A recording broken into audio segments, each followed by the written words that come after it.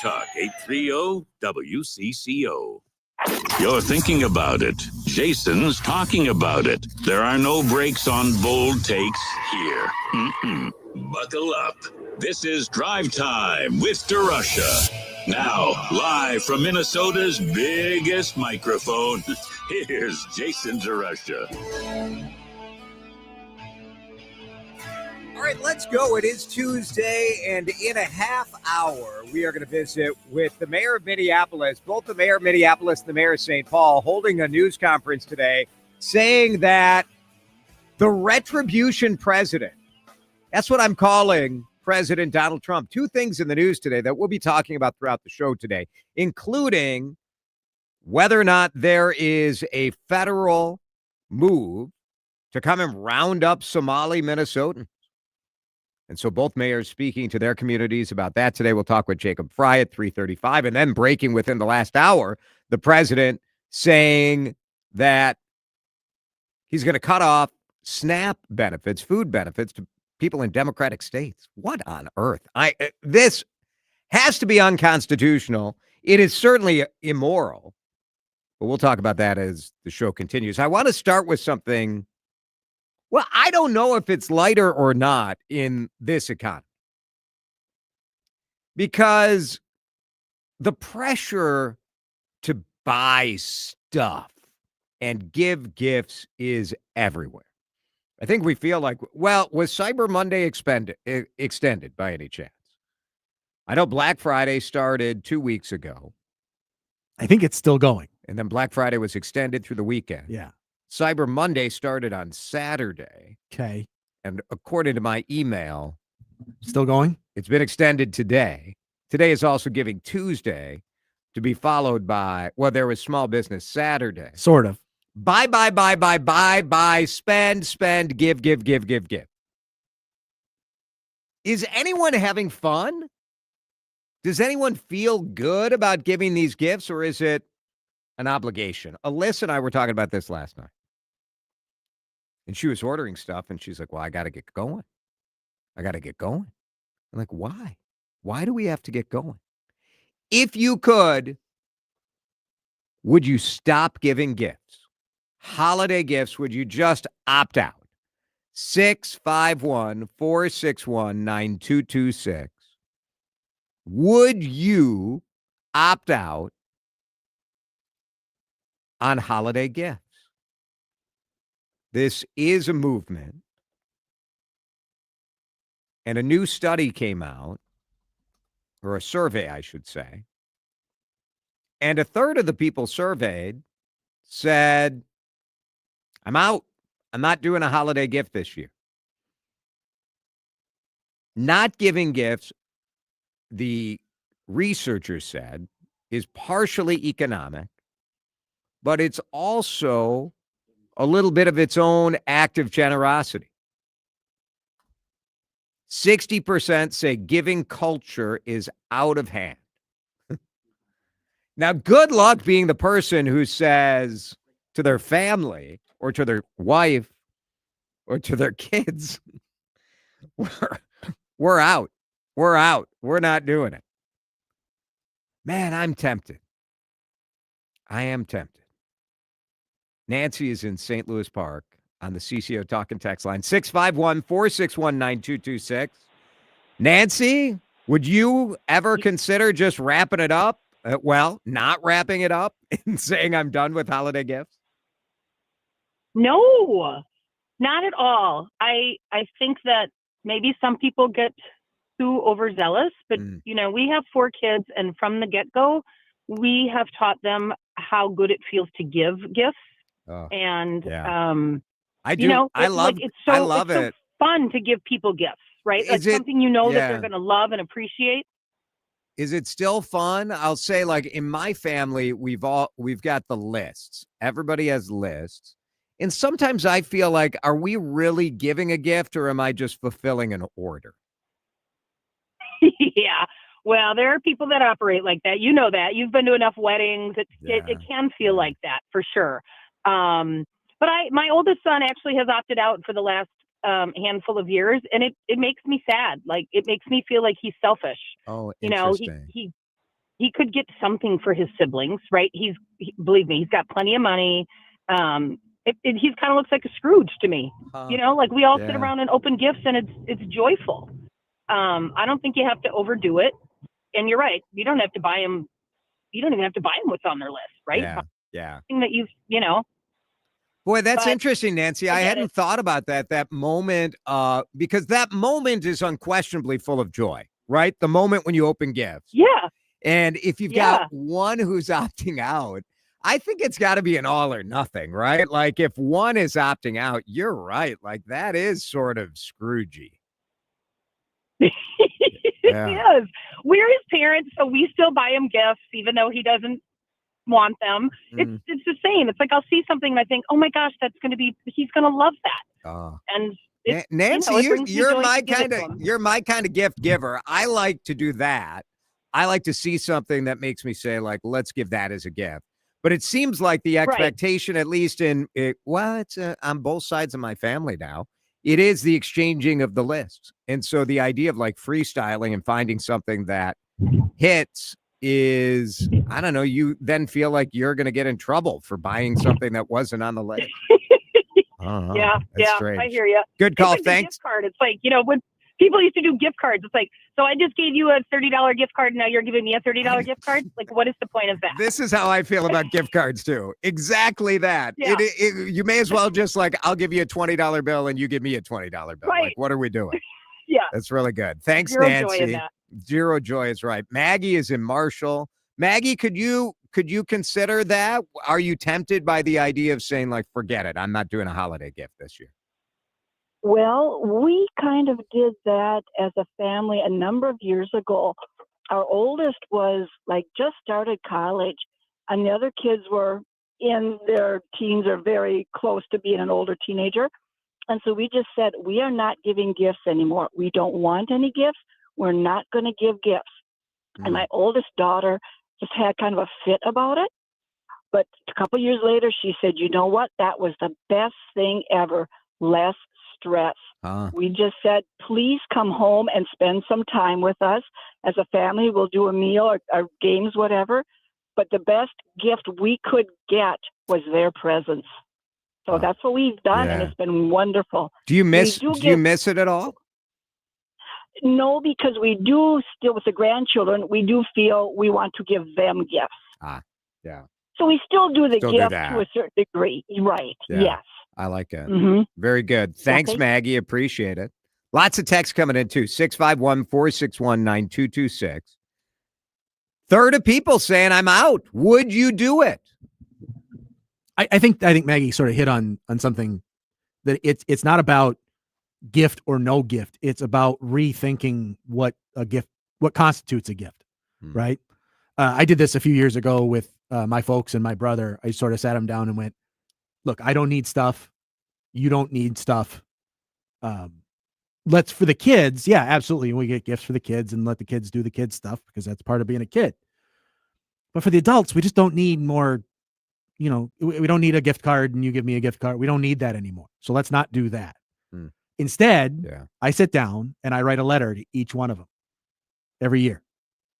Talk about our relationship, what matters to me, how much I care about them, what they do for me, what I do for them, whatever.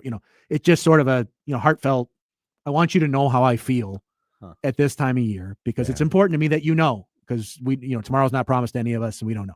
So that's sort of the vibe. It's so to me, and the reactions I get to that are much better than any gift that I've ever gotten my parents or gotten my brother. Because there's just way more thought put into it and it's more of a personal thing and it doesn't. So rethink. So it isn't a binary of I'm going to get you something or I'm not going to do anything. It's I'm not going to be part of, the consumer culture craziness that we see every year. Instead, I'm going to do this thing and hope that expresses a much deeper sentiment than this gift card or that Black Friday deal or whatever it is, which isn't to say that you can't do that stuff. Sure. But I think it's worth a discussion about, can we reimagine what gift giving during a holiday season actually looks like? Third of people saying they're out. They're just not doing it anymore. 60% say gifting culture is out of hand. Where are you? And if you've done it, if you've dialed back on giving, what are you replacing that with? Or is it just you're hanging out? It doesn't matter. 651-461-9226. Drive Time back in just a minute. You're listening to Drive Time with DeRusha on News Talk 830 WCCO. Hey, Minnesota fans, it's Benita. I'm out at the Verizon store in Burnsville, located at 921 County Road 42 West, Suite A, until 5 o'clock today. Come say hi, talk football, and show your Minnesota pride. Plus, you could win great prizes while you're here. Don't miss the fun. Join us today until 5 at the Verizon store in Burnsville. 921 County Road 42 West, Suite A. We'll be here until 5. Hope to see you. The holidays will be here soon. And whether you've been coming to Thielen Meats and Piers for generations or looking to start a new family tradition, you'll want to put us on your holiday wish list. We're the #1 meat market in Minnesota. We add those melt-in-your-mouth moments to your holiday celebration. High-quality meats that keep our customers coming back for more. That's why we've become a holiday tradition for so many folks. No meal's complete without Thielen Meats Of Piers. 250 years ago, a promise was made to connect families and friends near and far. And during the holidays, that promise is more important than ever. That's why USPS is building a better network to meet your needs with timely deliveries, easy and affordable ways to ship, and everything you need to make your season full of holiday cheer. Our purpose is delivering your peace of mind, knowing your love will arrive, bringing joy to all. The United States Postal Service. Learn more at USPS.com/holidays. Oh, how's that flu, babe? Did you take DayQuil Intense Flu yet? Nah, I got this. Okay, I don't got this. You stay on the couch, and I'll grab the DayQuil. Undo your flu symptoms with DayQuil Intense Flu. DayQuil Intense Flu provides powerful relief of your flu symptoms. I'm ready for that to-do list. Wow, you do got this. DayQuil Intense Flu. The daytime coughing, aching, fever, under your flu, medicine. Use as directed, keep out of reach of children. We all hear the radio ads about the IRS. They tell you to be afraid, to be scared, and they try to frighten you into calling. I'm not here to do that. Tax Relief Advocates is different. TRA is here to tell you that if you owe money to the IRS, whether it's $5,000, $50,000, or $500,000, we have a solution. It doesn't matter if you're sitting in your car, at work, or with your kids. No matter where you are, call now. 800-575-9834. Don't lose hope. TRA can eliminate or reduce what you owe to the IRS. Generous programs are now available that can give you a fresh start. Our passion is taxes and helping individuals fix their IRS problems. We have over 1,000 5-star reviews on Google and an A+ with the Better Business Bureau. You don't need to be afraid of the IRS any longer. End your tax nightmare today by visiting us online at tra.com or call 800-575-9834. That's 800-575-9834. Tax Relief Advocates. Real solutions for real people.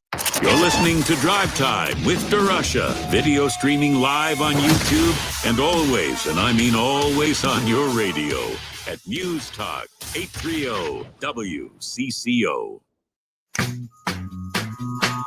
You know, this is a real issue that so many of us struggle with, and especially when you're in a different spot than your family on this. I love what Jan said on X. My family hasn't done gifts for a few years. It had started to feel like just buying off a list. But last year, I had a frenzy of nieces when I had a giant pile of great purses that I no longer needed. And Jan said they all jumped at them like it was catnip. And I thought frenzy of nieces was a new term for a group of nieces. Well, right. Do I have a bunch? I think that's so fun. Like, if you have a circumstance where you can do something like that, like how cool is that?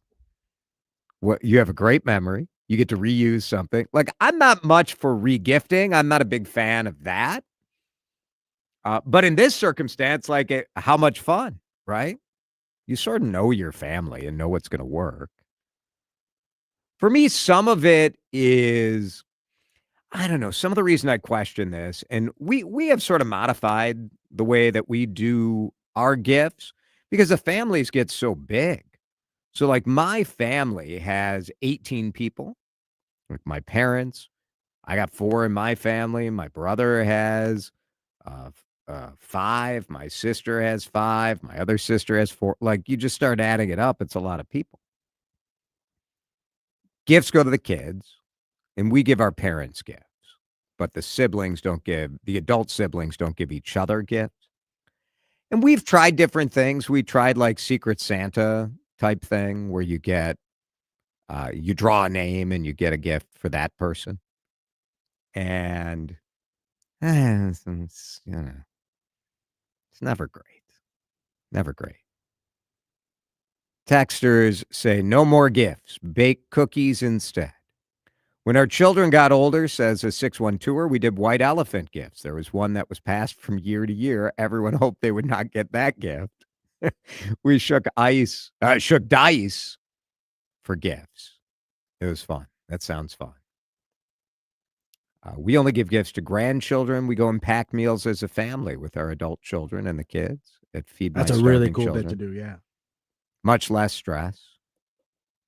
Yeah, I think, and look, I mean, I wrote a gift guide on my website and my Substack, so I'm part of the problem. Well, see, but I'm trying to get people to like be intentional at least and give things that and that's just help. it. I don't want to, I don't want to. I'm not anti-gift. That's just it. If you're giving a gift, that doesn't make you a horrible person.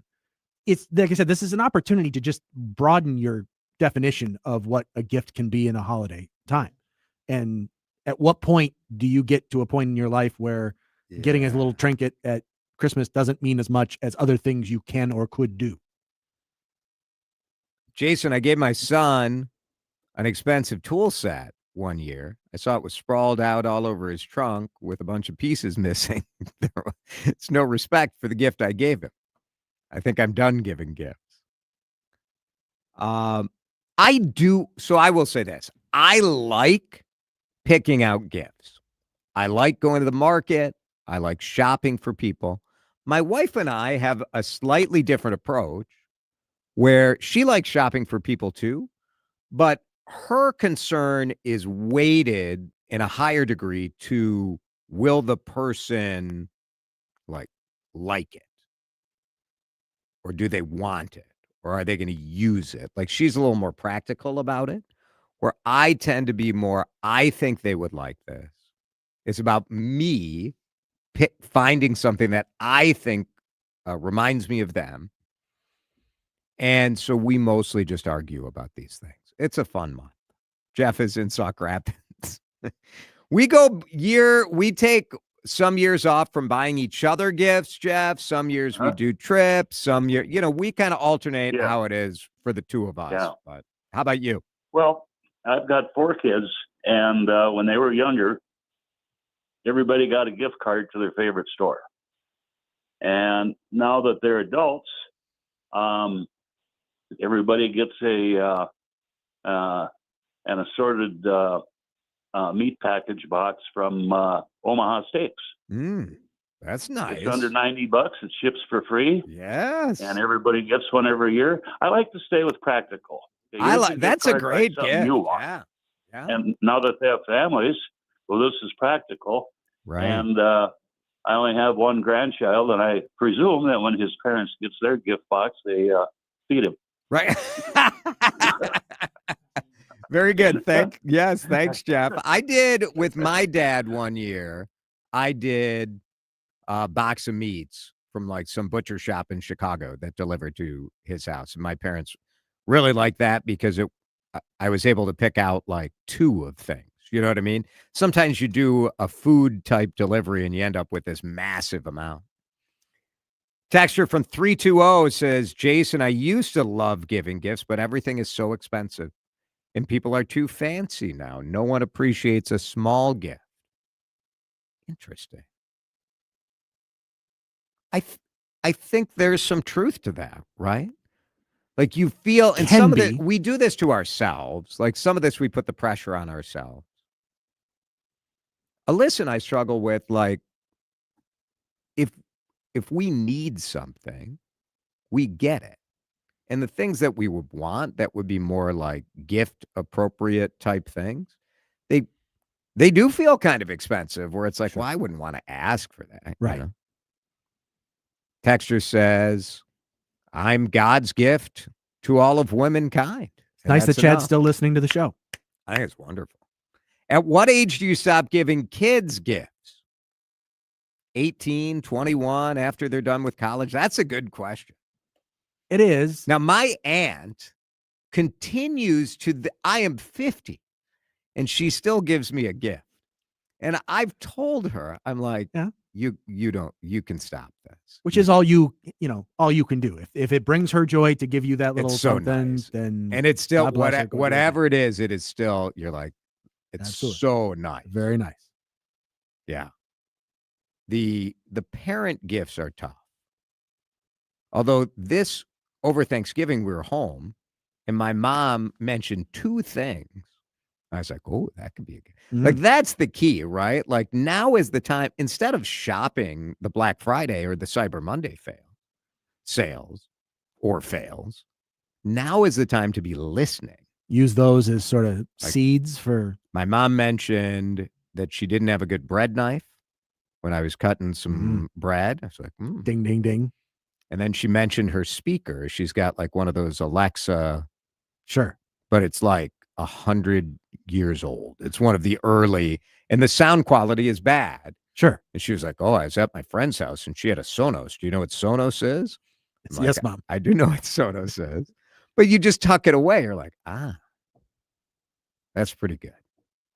Oh, this childless auntie is done giving and giving. No thank you, no gift.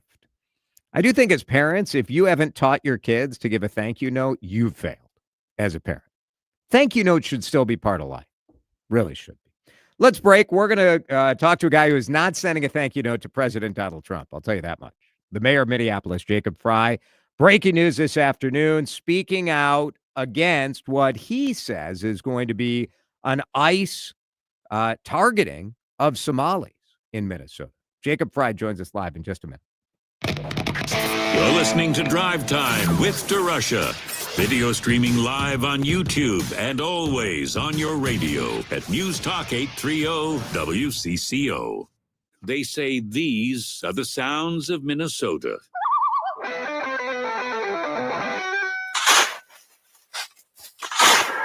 We're gonna win. Oh, yeah? Yeah. Oh, you betcha, yeah.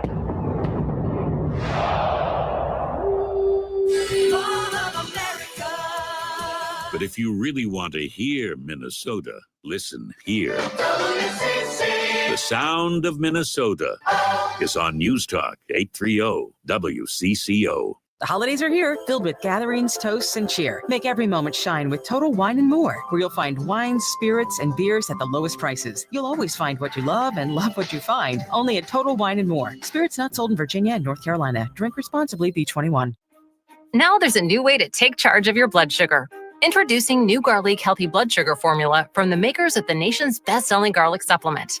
New Garlic helps maintain healthy blood sugar levels with clinically supported levels of garlic, plus a custom blend of vitamins and minerals, and it's odor-free. Take charge of your blood sugar with New Garlic Healthy Blood Sugar Formula. These statements have not been evaluated by the FDA. This product is not intended to diagnose, treat, cure, or prevent any disease. Use as directed.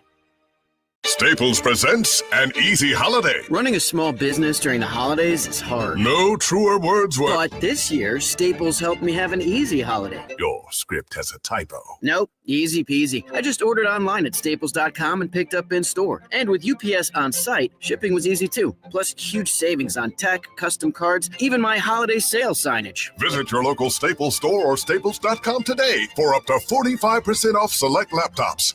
That was easy. Ends 12/27. Owning a big home is a lot of work. It might have been worth it when your family was younger, but if your kids have moved out, you probably thought about downsizing to a home that would take way less maintenance. It's Vanita here. If you want to sell it fast and for the most money possible, hire my buddy, the good neighbor agent, John Schuster. Catherine hired the John Schuster Group with Coldwell Banker Realty to sell her home. She interviewed a few agents. John's experience really stood out to her. So did that marketing system of his that I always tell you about. It reaches thousands of potential home buyers every single day. When you hire John, you never have to worry about being that neighbor who tries and fails to sell their home for months on end. Catherine definitely wasn't that neighbor. Her home got 4 offers in 4 days. Curious what your home is worth? Find out in seconds on johnschustergroup.com. Buy a home, sell a home, we'll get you moving. JohnSchusterGroup.com. Terms and conditions may apply. Time to find out how it's moving on the roads and what's moving in via the skies. This is traffic and weather together on CCO, starting with a check of the commute. Traffic is brought to you by American Rare Coin and Collectibles. Find them at AmericanRareCoinAndCollectibles.com. 169 southbound, there's a crash at 77th and 94. That's up in Maple Grove. 94 westbound, there's a fender bender between Cedar Avenue and 5th Street. Things are starting to back up there. The highway helper is on scene. When a loved one passes or it's time to settle in a state, the valuables left behind can feel overwhelming. At American Rare Coin and Collectibles in Bloomington, we help navigate these moments with clarity and care. Peace of mind starts with your appointment. AmericanRareCoinAndCollectibles.com. That's a look at the roads. I'm Darren Kmeyer, News Talk 830 WCCO. Now, the latest conditions and the outlook for the next few days with your CCO forecast. It is cold and it's getting colder. Here is Chief Meteorologist Chris Schaefer. A few scattered flurries passing. Don't expect much for accumulation, but do be careful. It could create a few slick spots out there. Temperatures are going to drop tonight, and they don't recover tomorrow. One positive, we'll have some sunshine, but the temps are going to fall all the way down to 4 below by Thursday morning. It will also be breezy. Temps stay below average right through the weekend. Right now in downtown Minneapolis, it is 21 degrees, but a little breezy out there. Feels like it's 14 on CCO. Jason DeRusha. You are hitting on all cylinders today. On News Talk 830 WCCO.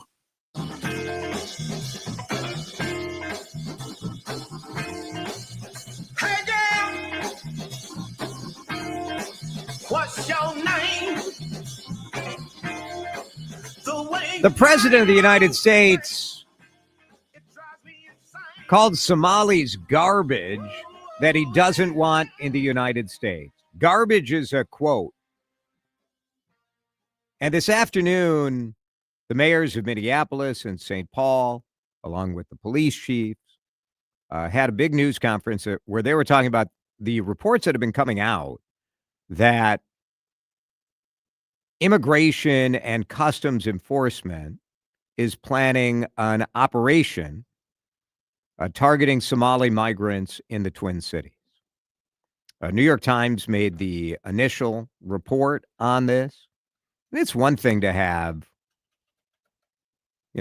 this community has been the center of national attention for the last couple of days, starting with reports about the fraud that we've talked about for years on this show, the fraud in a couple different social service programs, Feeding Our Future, which was COVID related.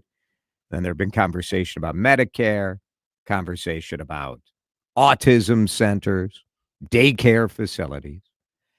And while it is unquestionably true that in a community of 80,000, maybe more people, the vast majority of Somalis who are in Minnesota are not involved in fraud. It is also true that the vast majority of people who have been arrested and charged with fraud are Somali. And so there is this tension. That said, to have the President of the United States, and we'll play his sound in just a minute, but to have him with a broad brush call this entire community garbage, saying that he wants to get them out, not people who are here illegally, all of them out, is astonishing to me. And maybe it shouldn't be, but it is a progression of rhetoric, a progression of hate and xenophobia that I just cannot believe is coming from the President of the United States. The mayor of Minneapolis, Jacob Frey, is with us on the John Schuster Coldwell Banker Hotline. He has been meeting with state officials, local, other mayors, talking about what exactly the city response will be if there is, and it sounds like, according to the New York Times, according to the Associated Press, there is a plan in the works to have a massive ICE operation here in the Twin Cities, specifically targeting Somalis. Mayor, thanks for being with us. Thanks for having me, Jason. How concerned are you about this? My concern is ongoing as it applies to the Trump administration because we can only speculate as to what is going to come next. That being said, it seems as if there are relatively credible reports that as many as 100 federal agents will be descending in some form on the Twin Cities, targeting our Somali community. Now, again, we do not have this confirmed. We learned about this as you all learned about this, which was through the news. We do not cooperate with federal agents around immigration enforcement work, period. And so they're unlikely to give us a heads up or a rundown as to where their activities are going to go next. But am I concerned? Of course. What, I guess, as you look at this playing out, what percentage, do we know what percentage of Somalis in Minneapolis or in Minnesota are American citizens, naturalized citizens? I would imagine most are, right? The vast majority. I don't want to assign a percentage and get it wrong, but the vast majority, almost all, are either citizens or here legally, documented with paperwork. They're coming in on planes and largely checked.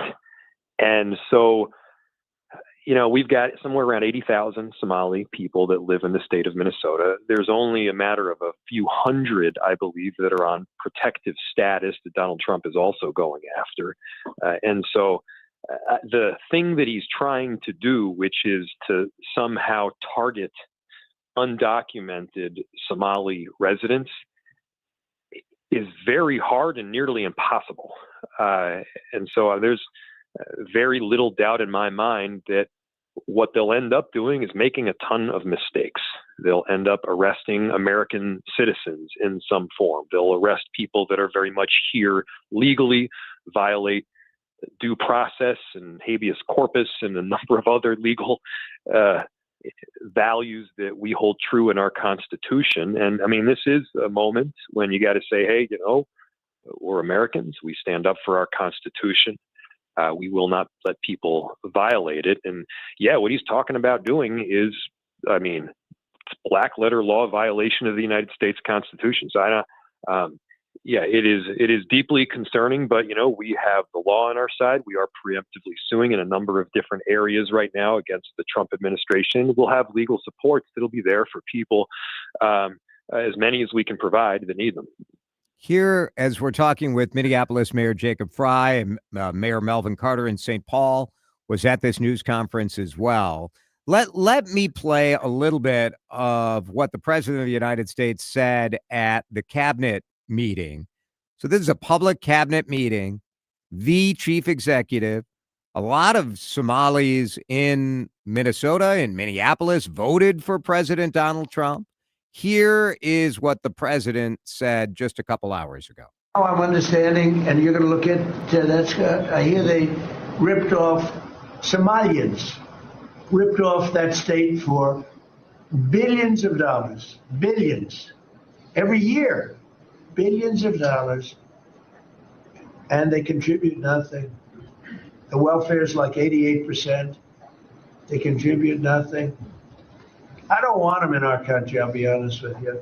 How do you respond to that from the president? It's so racist and ridiculous.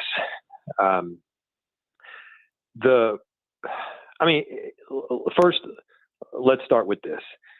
You do not hold an entire community accountable for the actions of a few or even many. For those that committed fraud, for those that stole money, for those that took money out of state coffers and federal dollars and they use them for personal gain, they should be held accountable. They should go to jail. They should get in trouble, period. That applies no matter what community or background it is. We are a nation of laws in that respect, and people should be accountable to follow them.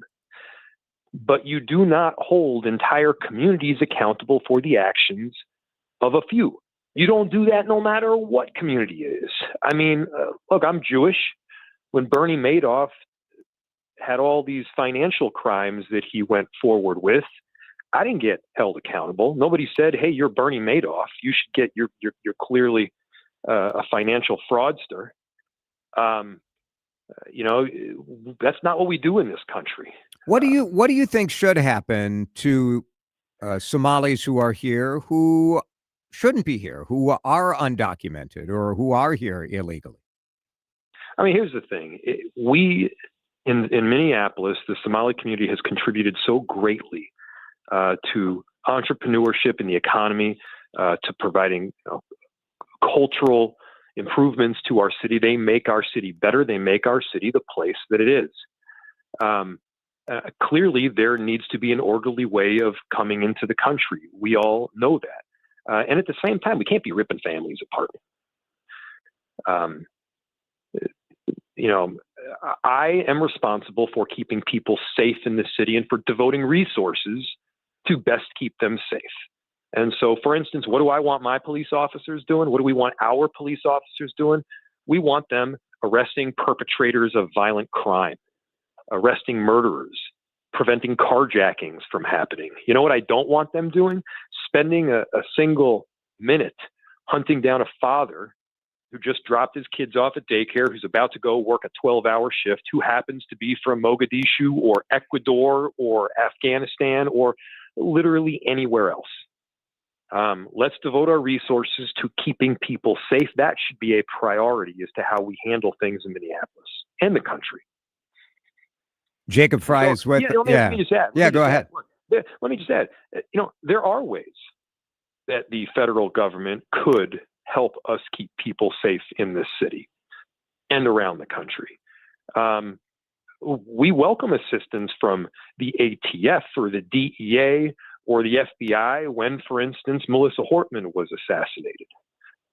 We welcome their assistance in preventing this mass narcotic trade and fentanyl from getting into our city in large quantities. We welcome their assistance in preventing homicides and violent crime from taking place and going after the perpetrators of gun crimes. Let's work together on that. We're absolutely, we will work with them. We have, for many administrations, worked with the federal government in that respect. But the devotion of resources and personnel to both causing chaos, to terrorizing communities, to ripping families apart, and to going after people that haven't done anything wrong other than loving on their family, come on, that ain't right. Do you think you and the governor have communicated that sort of willingness to take federal government help in some of these areas that you just spoke about effectively? Because we're literally working with them right now on a number of different areas. But you see the governor sort of sparring with the president on social media, on Meet the Press. Is the sort of adversarial approach, is it working? Because it seems like maybe it's not working, that Minnesota is an obsession now of this administration.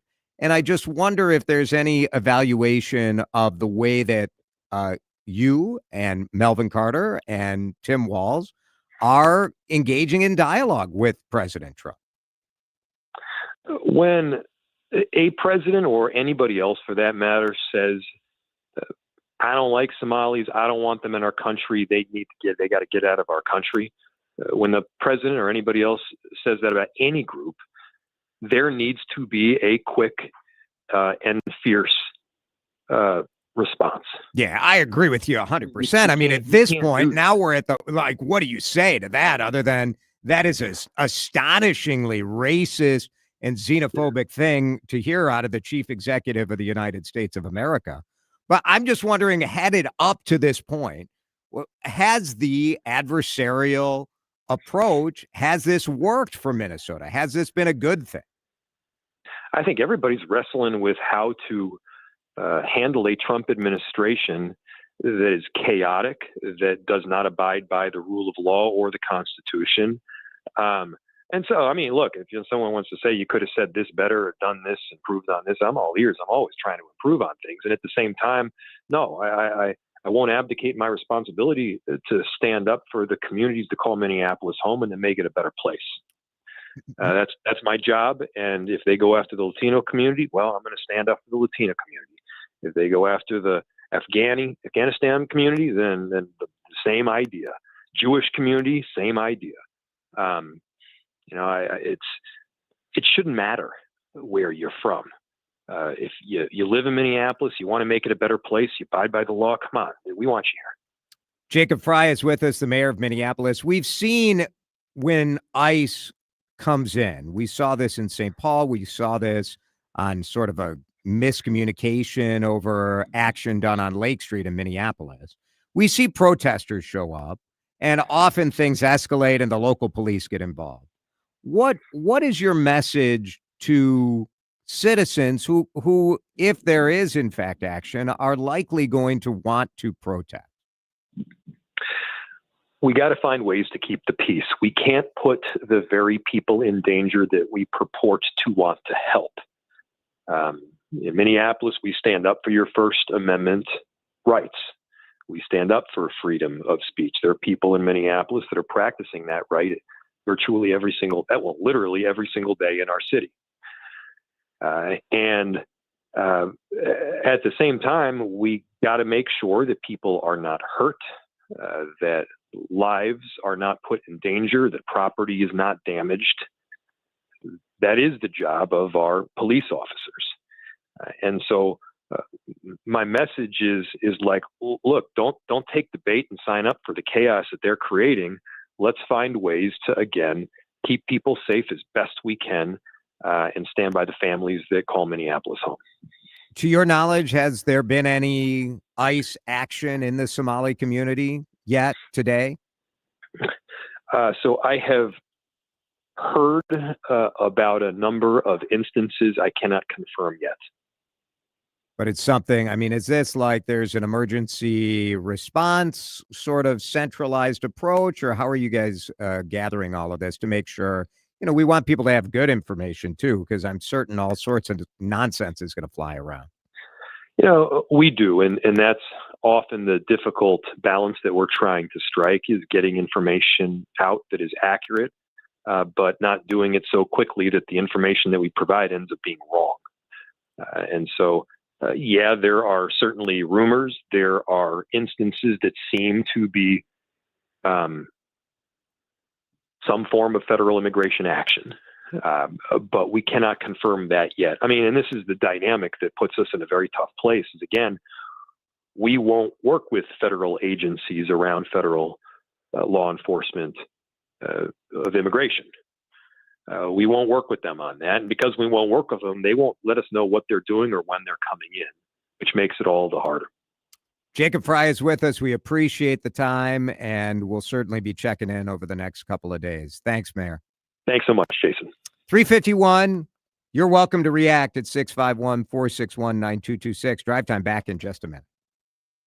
This is Drive Time with DeRusha on News Talk 830 WCCO. I know that we are approaching the end of the year, and a lot of us look at this time of year and think, man, now is a good time. We've met our deductible. It's time to make those medical appointments. And you call your doctor, and it's so hard to get in. It's Jason here, and I have a solution for you. If you are looking for a dermatologist, Tureen Dermatology will get you in 3 weeks or sooner. And they can do that because they have 10 locations all over the Twin Cities. I go to Dr. Tureen. I see her in Roseville, but they're in Lakeville, they're in Eagan, they're in Hudson. They're all over the Twin Cities. You can find all their locations at Tureen, Tareen, dermatology.com. And I want to let you know about a special event going on in Roseville on Thursday, December 11th. It is made for moms, daughters, and friends. It's a fireside evening together of skincare education, demonstrations, raffles, some snacks, some early access to holiday specials. So get to TareenDermatology.com. Get your ticket for that December 11th Generations of Glow event. And when you're at the website, make an appointment. Use that health spending account money. Don't let that sit on the table. Tureen is Tareen, dermatology.com. Hey, Minnesota fans, it's Benita. I'm out at the Verizon store in Burnsville, located at 921 County Road 42 West, Suite A, until 5 o'clock today. Come say hi, talk football, and show your Minnesota pride. Plus, you could win great prizes while you're here. Don't miss the fun. Join us today until 5 at the Verizon store in Burnsville. 921 County Road 42 West, Suite A. We'll be here until 5. Hope to see you. My name is Whitney Allen. I am a widow. My husband, Ryan, died. We never thought in a million years we'd have to use life insurance. The unexpected happened. With Ethos, it is so fast and easy. It's 100% online. You can get a quote in seconds, apply in minutes, and get same-day coverage. No medical exams, and you can get up to $3 million worth of coverage through Ethos. Get your free quote at ethos.com/radio. That's ethos.com/radio. Time spent on application may vary. Online health questions required. Wesley Financial Group is not a law firm, and Chuck McDowell, definitely not an attorney. This is Chuck. Do you feel stupid for buying a timeshare?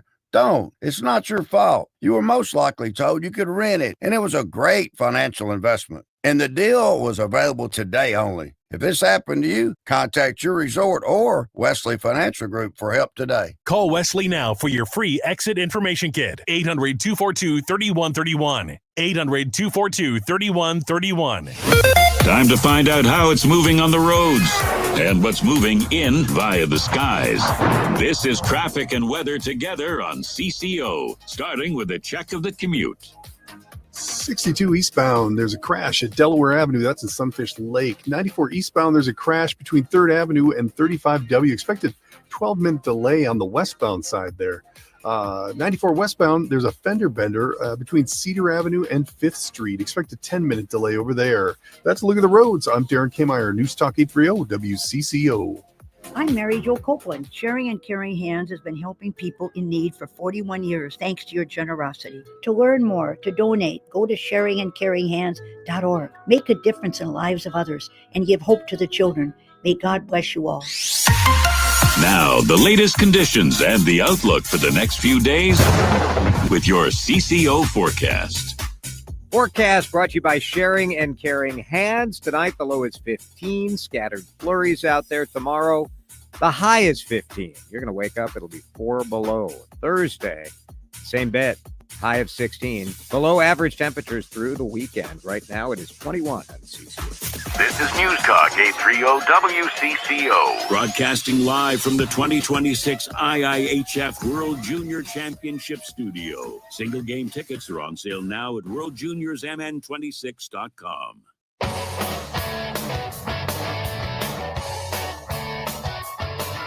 All right, lots of texts coming in at 651-461-9226. Jason, I'm glad you specifically asked about the inflammatory rhetoric that Walz has been using to spar with the president, but between Walz and Ilhan Omar showing no leadership by immediately banging her racist drum. Neither of these state leaders are doing the Somali community the least bit of good.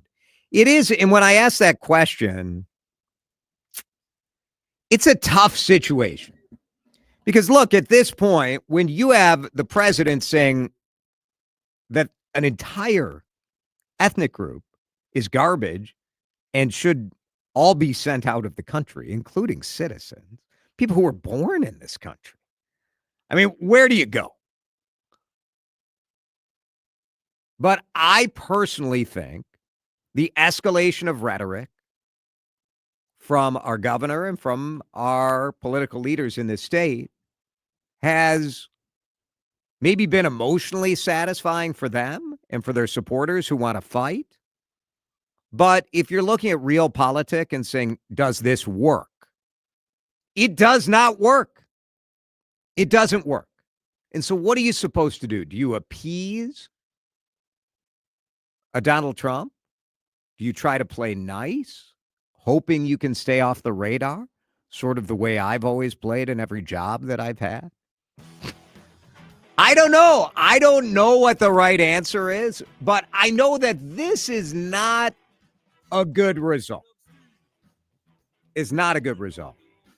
And I'm concerned about what's going to happen here over the next couple of days if ICE comes in looking to round up Somali Minnesota. Appreciate all your texts. We keep it rolling. We're going to have some fun in the next hour. Keep it right here. Grossest thing people do in public? Using knowledge gets your home into the comfort zone with Metro Heating and Cooling. Call Metro Heating and Cooling for a $99 furnace tune-up and safety check. Find out more at metroheating.com. Without an Advent clinic nearby, people with chronic nasal congestion and sinus infections would be stuck with either Band-Aids that don't solve your problem or sledgehammer solutions like surgery. Our unique Advent approach can, with a 20-minute in-office procedure, open your blocked nose for good. Outside of Advent, invasive surgery is what they'll recommend. But here, in-office solutions can help you stop the Band-Aids and avoid the sledgehammer. Go to adventnose.com to schedule your appointment. Most insurance accepted. If you're drowning in IRS debt and can't afford to pay, then you need to take advantage of special IRS tax programs that are available and free yourself from IRS collection efforts once and for all. Due to the financial hardship consumers are facing throughout the country, the Internal Revenue Service has made it easier to settle delinquent tax problems. An open phone line has been established by Community Tax for consumers to call and see if they qualify. Take down this number or store it in your cell phone, but call the Community Tax Helpline at 800-269-3454. If you owe back taxes to the IRS and cannot afford to pay them back, or even if you have years of unfiled tax returns, there's no need to fear anymore. But you have to call the Community Tax Helpline today at 800-269-3454 for the help that you need. Don't take on the IRS alone. They can attack your wages, savings, pension, home, and even your Social Security check. Call 800-269-3454 for your free consultation and to see if you qualify. That's 800-269-3454. The news cycle never stops. Neither do we. News Talk 830 WCCO 1029 HD2 Minneapolis Saint Paul. Streaming live via the Odyssey and iHeartRadio CBS apps. News on the Hour, sponsored by Steel. I'm Cammie McCormick. Defense Secretary Pete Hegseth said today he was in a meeting when a second strike was launched on a suspected drug boat with possible survivors on board. Fire or smoke, you can't see anything, you got digital. This is called the fog of war. This is what you in the press don't understand. You sit in your air-conditioned offices or up on Capitol Hill and you nitpick and you plant fake stories in the Washington Post about kill everybody, phrases on anonymous sources not based in anything, not based in any truth at all. And then you want to throw out really irresponsible terms about American heroes. He said an admiral ordered the strike and had every right to do so. President Trump said again he didn't know there was a second strike. To me, it was an attack. It wasn't one strike, two strikes, three strikes. Somebody asked me a question about the second strike. I didn't know about the second strike. I didn't know anything about people. I wasn't involved in it. I knew they took out a boat. CBS's Caitlin Huey-Burns reports it's unclear if that will satisfy lawmakers who have been demanding more answers. You have a bipartisan group up here on Capitol Hill wanting to know more information and concerned about what exactly happened with these strikes and if, in fact, there were survivors killed. For many Republicans, that, if in fact true, if they get it confirmed from intelligence, that is a red line. The former president of Honduras, who was pardoned by President Trump, was freed from a West Virginia prison today. He'd been serving 45 years for aiding drug traffickers. Senator Mark Warner. Of course, if you're wondering what is the overall policy here, when on one level Trump says he's going after the drug cartels, and in the same moment freeing a convicted Honduran president who was convicted in our country of literally massive drug shipments, then you've got a right to scratch your head. The Afghan suspect who opened fire on 2 National Guard members in Washington last week entered a not guilty plea today from his hospital bed. President Trump's envoy was in Moscow today to meet with President Putin. And in Ireland, Ukraine's president spoke about the key obstacles to ending the war. I think that the most sensitive things and the most difficult questions with the challenges, it's about territories. Meteorologist Rob Marciano in Middletown, New York, on the powerful storm sweeping into the Northeast. This is widespread. We've seen a trail of snow from Kansas City to Cincinnati, Pittsburgh, and now here. And we've got winter storm warnings that are posted for the Catskills and parts in the Berkshires, in between that and Albany, New York, and much of central New England. New England could get 10 inches of snow. On Wall Street today, stocks finished higher, the Dow up 185 points. This is CBS News. Check off the wish list with instant savings and free battery offers on select Steel tools. Shop online at steelusa.com or in-store. Minnesota's trusted voice every hour. Let's get you caught up with what's happening now on News Talk 830 WCCO. Partly cloudy. It's 21 degrees at 4:03. Good afternoon. I'm Mark Frey. I know many families are fearful tonight. Minneapolis City Council member Jamal Osman responding to reports today that the Trump administration will send roughly 100 officers, including ICE agents, to the Twin Cities as part of an operation targeting undocumented Somali immigrants. Osman was joined by Minneapolis Mayor Jacob Frey and Saint Paul Mayor Melvin Carter in a press conference earlier this afternoon. Terrorizing certain groups within our community. That's not American. That's not what we are about. And we're going to do right by every single person in our cities. A New York Times report released this morning said strike teams are set to begin their operation this week. City officials have not said whether those operations have begun. Meanwhile, the Trump administration today is saying it will move to withhold SNAP food aid from recipients in most Democratic-controlled states starting next week. This comes as the administration has repeatedly asked for information since February about those receiving assistance. Ag Secretary Brooke Collins noting some states are refusing to provide the information, including names and immigration status. Most Democratic-led states have gone to court to block that requirement. Governor Tim Walz today visiting a restaurant in Northeast Minneapolis to talk about the state's new paid family and medical leave program that starts January 1st. Governor Walz touted the new paid leave program this morning while visiting Marty's Deli in Northeast Minneapolis.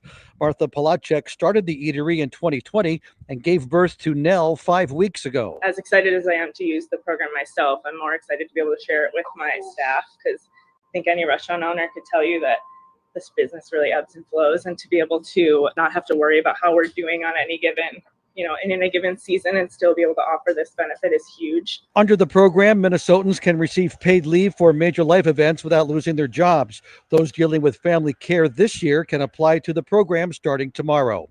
In Northeast Minneapolis, Al Schock, News Talk 830 WCCO. It's Travel Tuesday, and travel experts say there's no single best day to book the cheapest flights. Thrifty Travelers Kyle Potter tells WCCO's Vanita Sakar airfare is constantly fluctuating and the best discounts are often unadvertised by airlines. That is just not the way that the airline industry works. They are incredibly secretive about how they price flights and when they are discounting flights in order to kind of one up their competitors and undercut them on price. So those aren't the deals that we see on days like Black Friday or Travel Tuesday. He says tracking flights daily may be a better strategy, and though the rise of Travel Tuesday may mostly be a marketing trend, if you're ready to book, it's worth checking out today's deals. Taylor Rivera, News Talk 830 WCCO. And it's 4:06 here on News Talk 830 WCCO. Time to find out how it's moving on the roads and what's moving in via the skies. This is traffic and weather together on CCO, starting with a check of the commute. Bring joy to every family. Donate now at SalvationArmyNorth.org. 35E northbound, an incident between Grand Avenue and Kellogg Boulevard. 94 westbound, there's a fender bender between Cedar Avenue and 5th Street. Expect a 10-minute delay over there. This holiday season, thousands of Minnesota families are struggling just to get by. You can help by donating to the Salvation Army.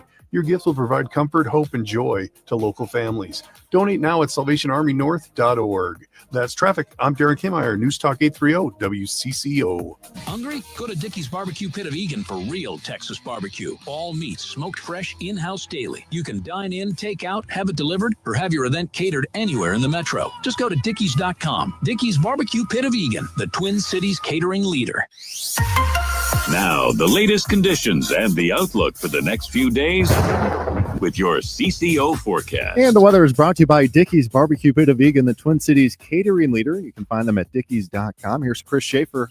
A few scattered flurries will pass tonight. Don't expect much more than a dusting, but be careful on the roadways. Could get a little slick.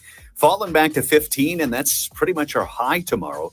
Temperatures will be falling. We'll have plenty of sunshine. It'll look nice, but it will be breezy tomorrow. We'll drop all the way down to 4 below Thursday morning. Only a high of 16 Thursday afternoon. Partly cloudy. It is 21 degrees at News Talk 830 WCCO. Wake up sharper. Go to bed smarter. Spend your days in the know with News Talk 830 WCCO. Good questions. Topics you'll probably talk about at dinner. Places to go for dinner. This is the Ride Home Reimagined. Welcome to Drive Time with DeRusha. Now, here's Jason DeRusha.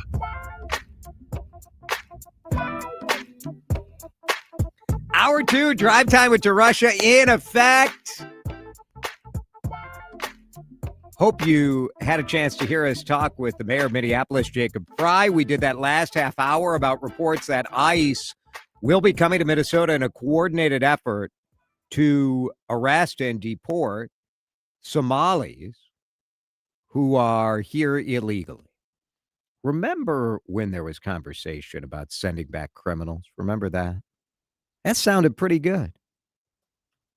Now it's anybody who's here illegally, anybody we can find, get them out.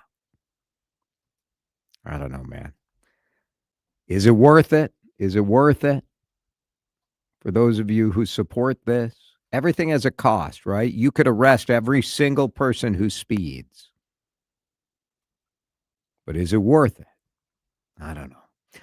Well, I do know. No is my answer. Hopefully, we don't have chaos over the next couple days. I want to start, because we had such serious stuff. There's so much serious stuff going on in the world.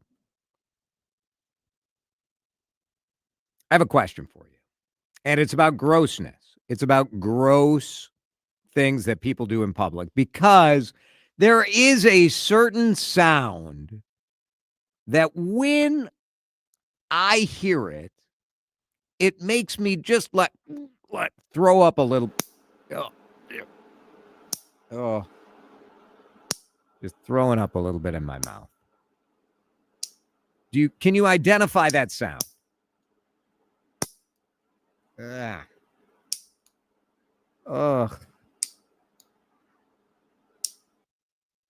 That is the sound of the nail clipper. The nail clipper. Is this the grossest thing that people do in public? If not, what is more disgusting? 651-461-9226. For me, the nail clipper sound effect, the nail clipper experience that is the one thing. Like, I don't mind if someone is like picking their nose and then eating it. I don't mind. You do mind. Not really. Oh, come on. It's just like this was in you and now it's going back in. Why is that so gross? Why is that so gross to people? That does not bother me at all. Shucking snot, says Dawn on Facebook. Yeah. Yeah, the whole, like, if you're in public and you got the runny. Is that like shucking? Is that the snot rocket? Is that, Is that what it is, where you're like trying to shoot it yeah, out? Yeah. I assume so. Dawn, if you'd like to be more explicit. Our friend Chris Saliza, who we're trying to get on tomorrow, he was at the airport yesterday, and he shared on X, at the airport, guy cutting his fingernails, not over a garbage can or anything, just letting the cut nails fall where they may. People are monsters. When you look at the post, it looks like a poetic haiku. And that's what got me thinking about this today, this idea that, like, we do a lot of gross stuff in public. As human beings, like, we are inherently a little disgusting, right? Sure.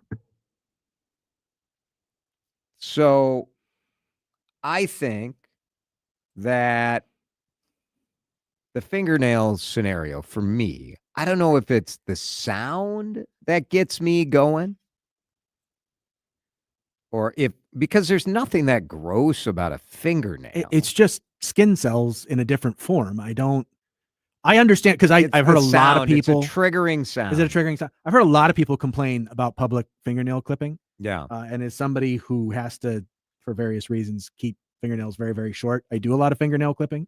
Okay. So I try not. Weird. It's a little weird. It is a little weird. It's like an OCD thing. I try not to do it very publicly and openly. I feel like I don't know that I've ever seen you cut the fingernail. Because I make sure if I need to, you don't see it, because I know it's a thing for you. Yeah. I personally don't see the problem with it at all. I certainly egged our friend Chris Eliza on a little bit on Twitter in that regard, just for fun, but I don't. But I know it's a thing for a lot of people. I think there's way more gross stuff that people do. Yeah, I had a boss who I sat outside his office at work, and in the office, that sound would emerge. And you'd hear it, and you're like, couldn't you do it at home? Like, what are we doing? Like, all of a sudden, it's an emergency. It's a...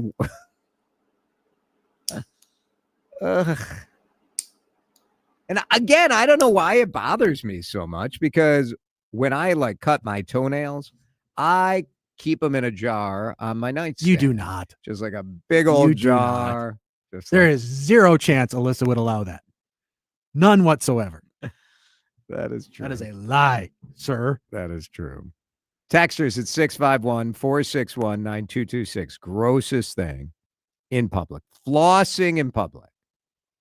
Oh, flossing in public is pretty weird, right?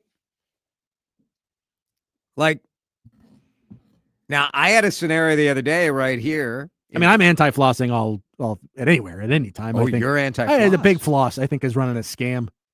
It's all a scam. Where do you come down on the placker, like the little floss pick thing? I'd rather see people do that than, do the wind up with both fingers. And I always worry when you wind the floss around the finger, around your index finger. Yeah. Is there a chance that you could just sever the top of the finger? I think it's possible if you put enough pressure. It feels like an unwise thing. Absolutely. I'm with you 100%. I'm not a big floss guy. I do it sometime. I use a water pick.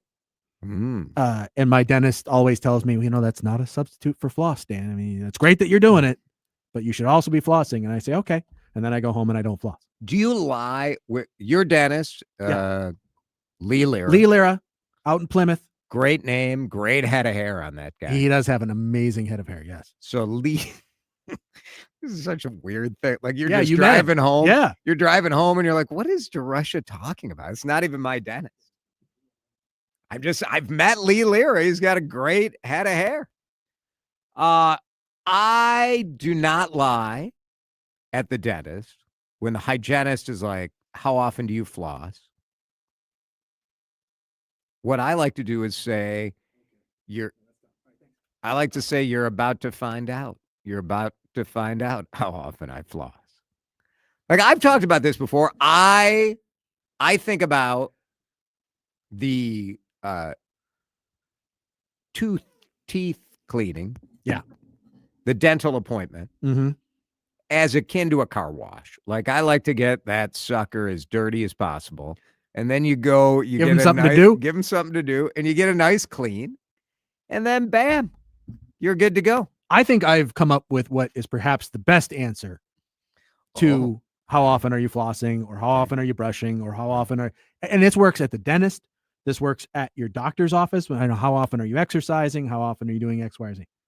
The answer that I give when I'm asked those questions is not as often as I should. Oh. Yeah. And then, they can in their mind do whatever they want to infer from that. Yeah. And they'll give you you really should make sure you're doing. Okay. Yeah, absolutely. And then that conversation resolves very quickly and you move on. Grossest things you see in public. Women who don't want to sit on the toilet seat.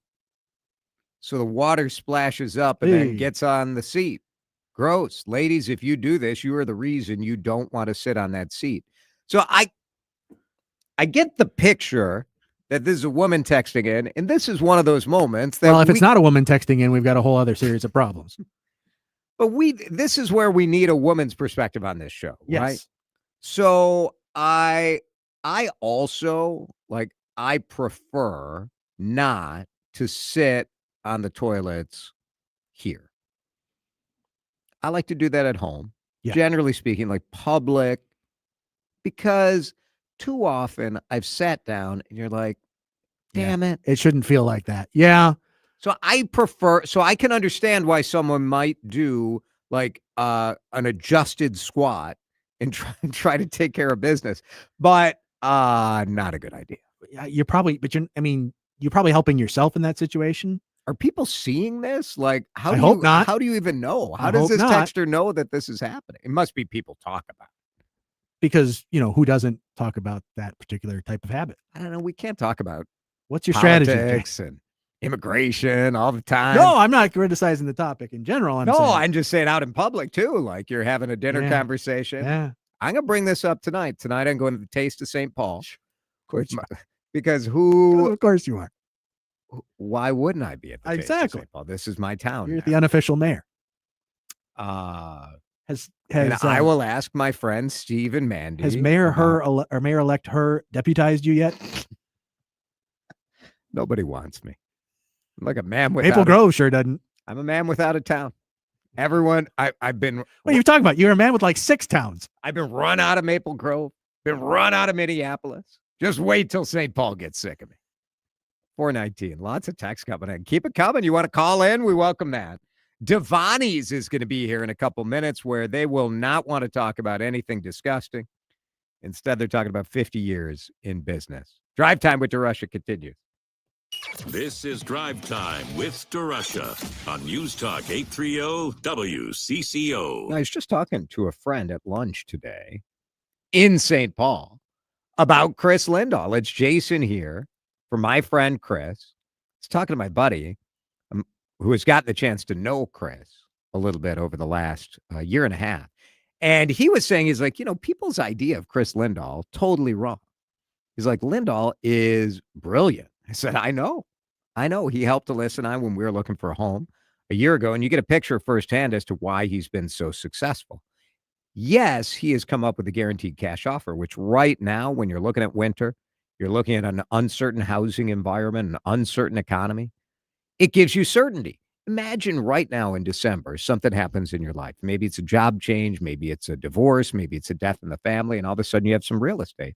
Do you want to deal with the open market? I don't think so. Do you want to put your house up, have people coming in for open houses? Maybe you get a good offer. Maybe you get close to the finish line. Then they back out. They flake out. Chris Lindahl takes all of the uncertainty off the table. Now, are you going to get as much money as you would if you put it on the open market? No. How much are you willing to trade to get cash money in 2 days, 3 days? That's as fast as they can move. Yeah, I would make that sacrifice for sure. More and more Minnesotans are doing it. You don't have to clean up your house. You don't have to clean up your basement. You don't have to upgrade your kitchen. All you have to do is go to chrislindahl.com, K-R-I-S, Lindahl.com. Get that guaranteed cash offer. Say yes and start packing. Do you owe $10,000 or more to the IRS like Mark? I've been doing home remodeling for 30 plus years, but the economy crashed. I wound up losing my home, losing my job, and on top of that, owing the IRS a ton of money. I owed the IRS $114,000. It really, truly was the worst part of my life. Then Mark found tax relief advocates. On news radio, I heard about TRA, and I thought, what's the worst that could happen? So I picked up the phone and I called them. When it was all said and done, TRA settled my $114,000 debt for $100. And I'm telling you, I was ecstatic. Could not believe it. Would recommend TRA to anyone. If you owe 10 or even hundreds of thousands of dollars to the IRS, don't lose hope. Do what Mark did and call TRA for a consultation. But TRA did. They gave me a second chance, and I'm forever grateful. Visit TRA.com or call 800-491-9914. 800-491-9914. That's 800-491-9914. Hey, Minnesota fans, it's Benita. I'm out at the Verizon store in Burnsville, located at 921 County Road 42 West, Suite A, until 5 o'clock today. Come say hi, talk football, and show your Minnesota pride. Plus, you could win great prizes while you're here. Don't miss the fun. Join us today until 5 at the Verizon store in Burnsville.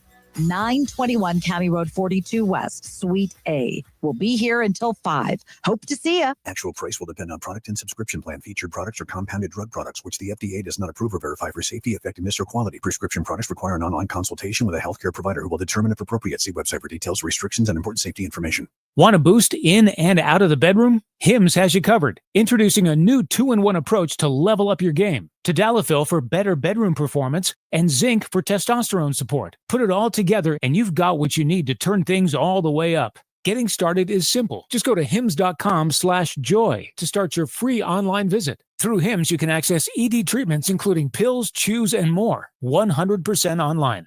No office visits, no pharmacy lines. Just fill out a simple intake form and a licensed medical provider will determine if treatment's right for you. If prescribed, it ships free and discreetly to your door. Find affordable treatment options at up to 95% less than brand names at hims.com/joy. That's hims.com/joy, hims.com/joy.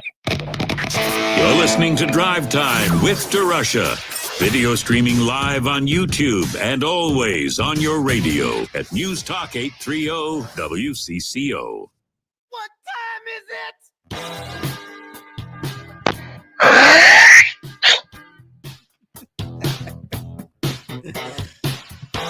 Oh, yes. That is what in the day we called hocking a loogie. Yeah. That's pretty gross. That's I pretty guess. gross. You're anti-hock. You're pro hocking a loogie? I mean, if you got to clear your throat, Oh, depends on where you're hocking it to, I suppose. yeah. But that was courtesy of our Odyssey app. Oh, Voice nice note. Voice note. Yeah, That was so- very good. You can always send us a voice message. A lot of times your sound effects are much better if Yeah. you use the Odyssey app, right where you listen live on WCCO. Very, very good. So many good texts. One texture calling my aversion to the nail clipping, calling me a weirdo, unless we're talking toenails. Now, okay, what's the distinction here? Now, taking off your shoes to give it the old clip in public is kind of gross. But people wear sandals. I don't know why it would be any grosser than. Well, I do think the toe can end up with like a little bit more cottage cheese in there than the fingernail. What is that really a nail issue? That's more of a I don't know. appendage itself issue, isn't it? Do not know. It seems an odd thing to do in public, but I don't know that's any grosser than fingernails. Carry sanitizer wipes and fear no public restrooms, says one texter. Well, that's one way to go. Yeah. What about those tissue pads to set on the seats? Are those still a thing? I remember. Well, 651er says they've disappeared. Yeah. Why? Have you ever tried to put those on the toilet seat though? I And haven't. So I have. Okay. How'd that go for you? It's a bit of a twister type scenario, trying to align yourself to land the plane, if you will, exactly on the liner. Yeah. I always found it challenging. You sort of have to hover and then Just lower. very quickly. Sort of like a helicopter landing You style. create a low pressure zone there. Stuff is flying all over the place. Blowing your nose in toilet. A texture. Jonathan on YouTube is like, what is this? The Toilet Talk Hour. And now Yes, Jonathan, it is. blowing your nose in public seems gross. I mean, again, I don't like it when Alyssa blows her nose. It just, and I don't know why it bothers me. It shouldn't, because you got to clear your nose it's out. better than like my kids snort it in. Oh, You know what I mean? Yeah. No thanks. Like, come on. That's gross. No, because then you get the loogie hawk that we played earlier. Oh, the toenail person following up. Yes. Saying that they in fact do agree with me. They hit send a little too early. Ah. The clipping noise makes me vomit. Also, I did vomit after the toenail. There it is. Mm-hmm. Just let that run in the background. Jason, number one, regarding your toilet practices, TMI. Number two, to make your hygienist earn their paycheck, eat some Oreo cookies before you go. Yeah, that's Ooh. Marty in Minneapolis. I did ask my hygienist once what was the worst thing to eat, and she did say Oreos. I I don't know. Do you really want to annoy the person with sharp implements that has you leaned back in a seat and at their mercy? Now, we did get a Hakalugier texting in, and I hate that. I do hate that. I mean, so Paul on the text line says, would you rather I blow my nose or let it drip? He's got it. Yeah. You gotta, they're both bad. I guess use your sleeve. I think one's significantly worse. Use your sleeve better? No. I was a flight attendant, and a man in first class was clipping his toenails. That seems unnecessary. First class, come on. Well, I mean, you got the room to do it.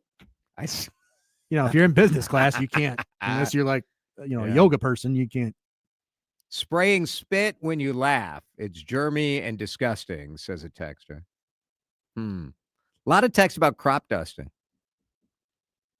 Farting in public. Maybe just go into a bathroom stall and park privately. I ran into 2 very extremely smelly farts in public places this past week. Ooh. And I literally gagged. It was so gross.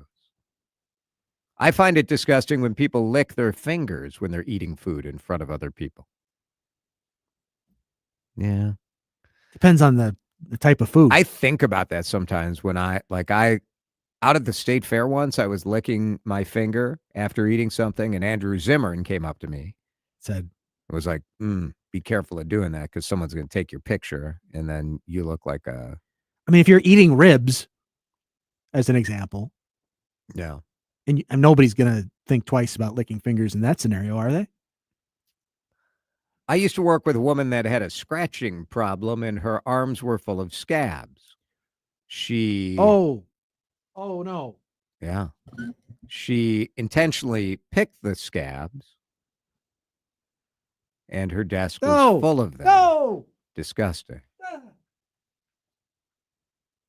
Can't stand it when people chew with their mouth open, and then they hear that smacking noise. Yeah, I get that. That's probably like a breathing issue, right?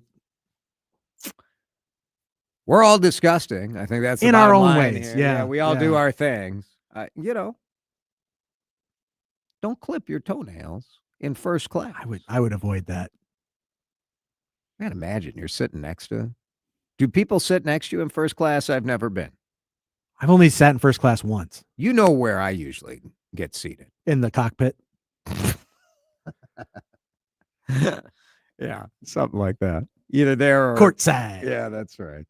Usually, I like to sit in the back by the bathroom, the lavatory, so I can say hello to all of my fans as I walk in. Of course. That's what I like to do. It's 4:30. And then I drop like a little bit of nail clippings, a little like a trail as I walk by. I'm sure our next guest is going to be really happy to come in after this segment. And let's talk food. DeRusha Eats. Davanni's is here. See, the textures were like, it's almost dinner time, and you guys are talking about all these disgusting things.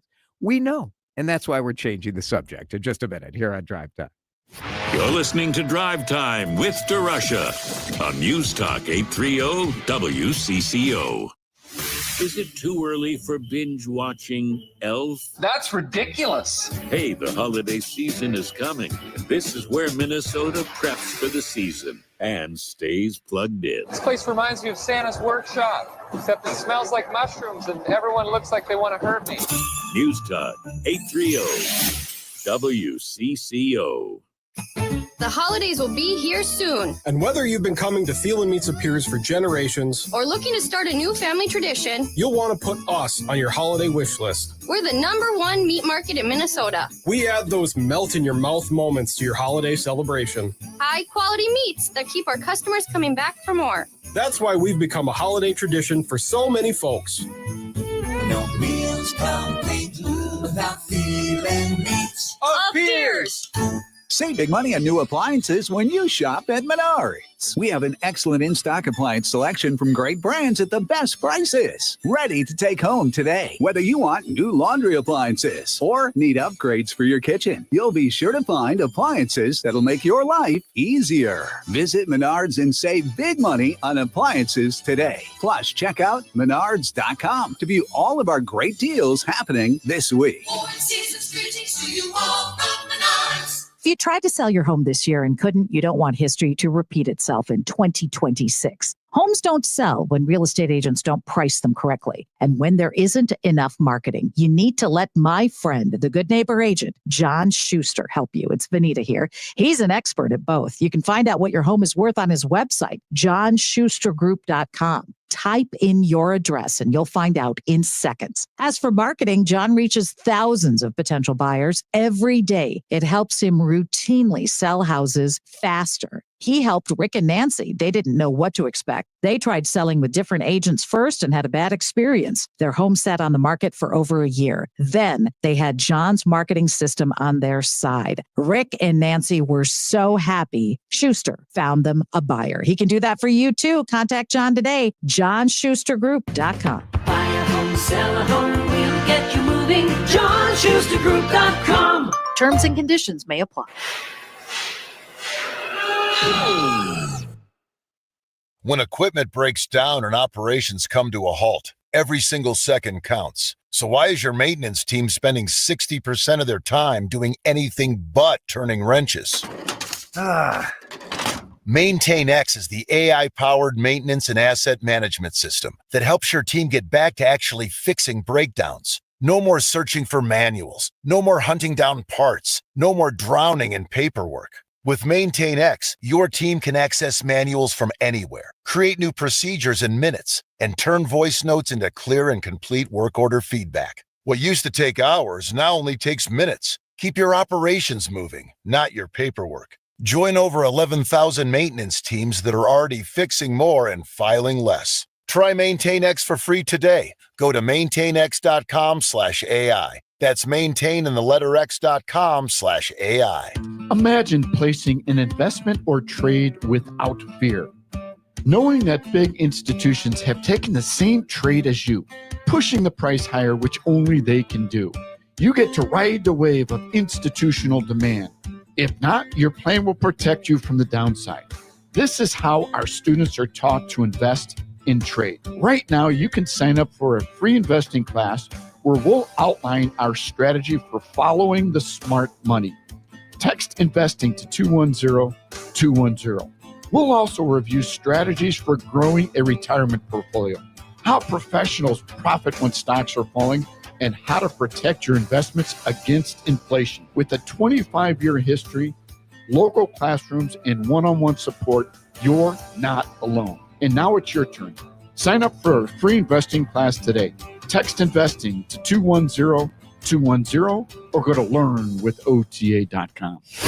Time to find out how it's moving on the roads and what's moving in via the skies.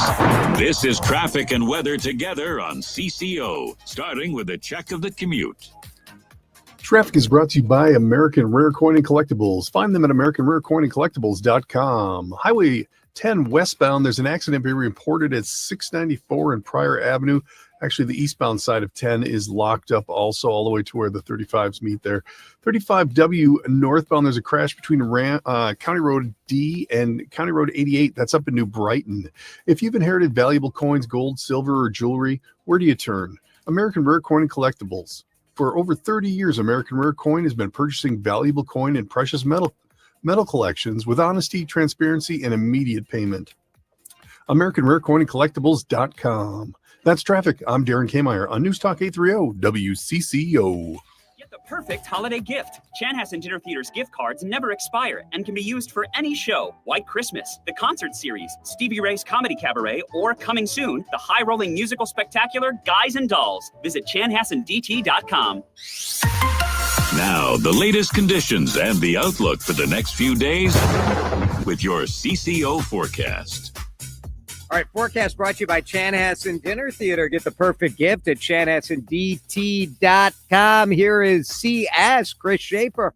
A few scattered flurries passing. Don't expect much for accumulation, but do be careful. It could create a few slick spots out there. Temperatures are going to drop tonight, and they don't recover tomorrow. One positive, we'll have some sunshine, but the temps are going to fall all the way down to 4 below by Thursday morning. It will also be breezy. Temps stay below average right through the weekend. Right now in downtown Minneapolis, it feels like 16. It's 21. Can you tell the difference between 16 and 21? I sure can. It's cold on CCO. Jason DeRusha. You're a renaissance man of the media. A lot of people have been saying that. A lot of people. A lot of buzz. On News Talk 830 WCCO. DeRusha, he has the eats. Nobody brings you the Twin Cities restaurant scene like your favorite foodie. Now, Jason explores some of the great chefs, owners, and stories right in our own backyard. Drive Time now transitions into DeRusha Eats. And DeRusha Eats is brought to you by the Minnesota Pork Board. 50 years of Davanni's pizza and hot hoagies. Unbelievable when you think about the changes that we've had in our restaurant scene, the changes we've had in pizza. There's so many pizza restaurants today, but Davanni's has managed to keep it going, family-owned, for all of these years. Mick Stenson, the chairman and founder at Davanni's, is with us, and his daughter, Katie Elmer, who is a co-owner. It's good to see you guys. Congratulations. Good to be here. Thank you. Mick, why don't you start with the sort of the origin story? 50 years ago, how did you guys get your start? One of my best friends was living out east, and he made a great friendship with an Italian family, the Pontillo family. And back in those days in Minneapolis, we had a few mon pas, but there weren't any, big chains. It was there was not the pizza that we've got nowadays. There's pizza in every restaurant you go to. Isn't it? It's crazy. Yeah, it is. So he said, "This stuff is great, and we've got to, I want to get him back here and have an excuse for him to come back and see." Oh, hang on one second there, Mick. We got a little. Hang on one second, Mick. We've got a little gremlin in our audio board here that's sort of struggling to find your microphone. I know I lost you. Hang on. Here, you come on over here. Is this better? Yes. We'll switch you over here. Try this guy. I don't know what happened there, but let's see. I hear you now. Go ahead. So one of my best friends was living out east, and he made a great friendship with the Pontillo family. And now he said, we've got to bring it back to Minneapolis. So it was a way for us to make a little side money. We weren't thinking it was going to be one restaurant. You thought it'd be fine. Yeah, it'd be it's not going to be a living. It's just going to be a great place to eat. We'll be able to have the pizza that we love and have some side income. Yeah. Turned into something a little different. My two partners at that time were buddies from junior high, since junior high, and that's what happened through friendship. So you have almost 20 locations now. Katie, you grew up in the restaurant business, right? Yeah. Did you know from, I guess, when you think back to young memories, you have young memories of being in the store, being in the Davanni? I do. And I remember the biggest memories were there were annual picnics, and we would deliver payroll with Dad every other week and go in the back of the restaurant. And that was always fun. So when we didn't have school or something like that, we'd tag along. So it was run around the office. We never thought my sister is also involved. She's on school pickup duty with our kids today, but we never thought we'd be here. But yeah, here we are. Yeah, pretty cool. Go ahead, Mick. Yeah, and I think she really thought of me going to the office as kind of like the Office on TV, that it was going to be, it was going to be that kind of chaos and that kind of thing. But thankfully, it didn't turn out that way, did it? No. No. Did you know you wanted to do this, Katie, when you were younger? No. No. They're like, heck no. I think almost everyone I know who is in a family restaurant, like they thought like, I don't know that I want to do this for a living. Yeah. Yeah. So what are you doing? So, well, we've been around about 10 years since my sister and I became involved, and we work part-time. We have young kids, but we're involved in all things ownership. I mean, that it's hard to put down what that really is. It's a lot of overarching things. They're kind of like being the on the cleanup board. batters. Yeah. So we're there to support him and hope that he can retire at some point. And so how old are you, Mick? 77. 77. Still working at Started this when I was 27. Wow. Yeah. What a run. So, well, you know, and I don't have to be there, but I love being there. I love the people. You know, I've got people in my office that have worked there for 40 years. And that's pretty amazing. That really is. We, you know, we're celebrating this anniversary as a real recognition of the great people that have worked with us. You've had people who've been there 20, 30, 40 years, right? Yeah. And they're great friends, and they've made the company. You know, let's face it, they're the ones, and a lot of the people out there facing the customers every day. So we're very appreciative of what they've done. That's Mick Stenson, Katie Elmer, Davanni's, 50 years. It is an incredible milestone. I mean, not many restaurants reach 10 years. Right. So to reach 50, Katie, pizza has changed so much now, right? You've got so many upstarts over the last couple of years with different styles, different approaches. What keeps you guys sort of in the game? You know, we've learned, we've tried to be crazier, but we've really learned that if we stay in our lane and keep doing what we've done for 50 years, that's why people come to us. We have some new combinations that come out and some new flavors for limited time offers, and they're great, but the basics don't change. And when we do menu development, we really stick to what we've been good at, and that, I think that's kept us from trying to be everything, because there's a lot of different pizza out there. And you do offer, like, you have the thin crust, you have the traditional, you have the deep dish, you of course you have to add gluten-free today. Yep. But do you have a favorite? What is your favorite, Mick? Depends on what day it is. Right.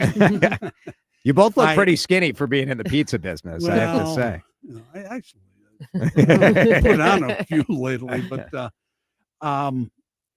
I love the traditional hand-pounded crust.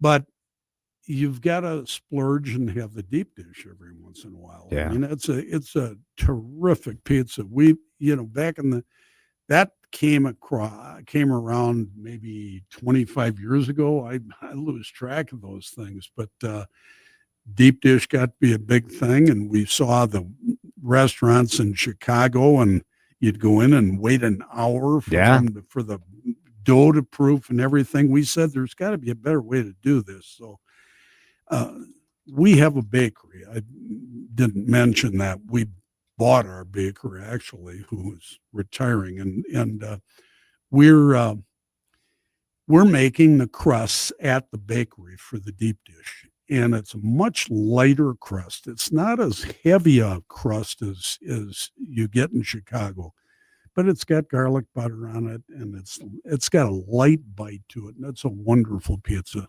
And that way, Katie, you don't have to wait an hour for it. I was at Lou Malnati's in Chicago last weekend, and it was an hour and 15 minutes or so for me to get my pizza. Yeah. I'm more patient than most, but like, that's a long time. It's a long time. Yeah. Especially now, people are so used to convenience that you've got to be able to turn something around pretty fast, or you lose a lot of customers. So do you get you guys used to come on my show on Channel 4, and I would always say, like, when are you coming to Maple Grove? And you, despite my best efforts, never came. Mm-hmm. Why do you hate us? And well, because we knew you were going to move to Saint Paul. That's right. Yeah. Now I'm good. Now I'm set. Yeah. Is the real estate part of it that's a key part of this equation, right? Like trying to figure out where to go that there's not a ton of competition, or I don't know. How do you guys look at that? Yeah. Well, there isn't. If there isn't competition, there isn't people. Well, too, there's that, so- right? Yeah, you don't want to go somewhere So- where that's too much of a desert. So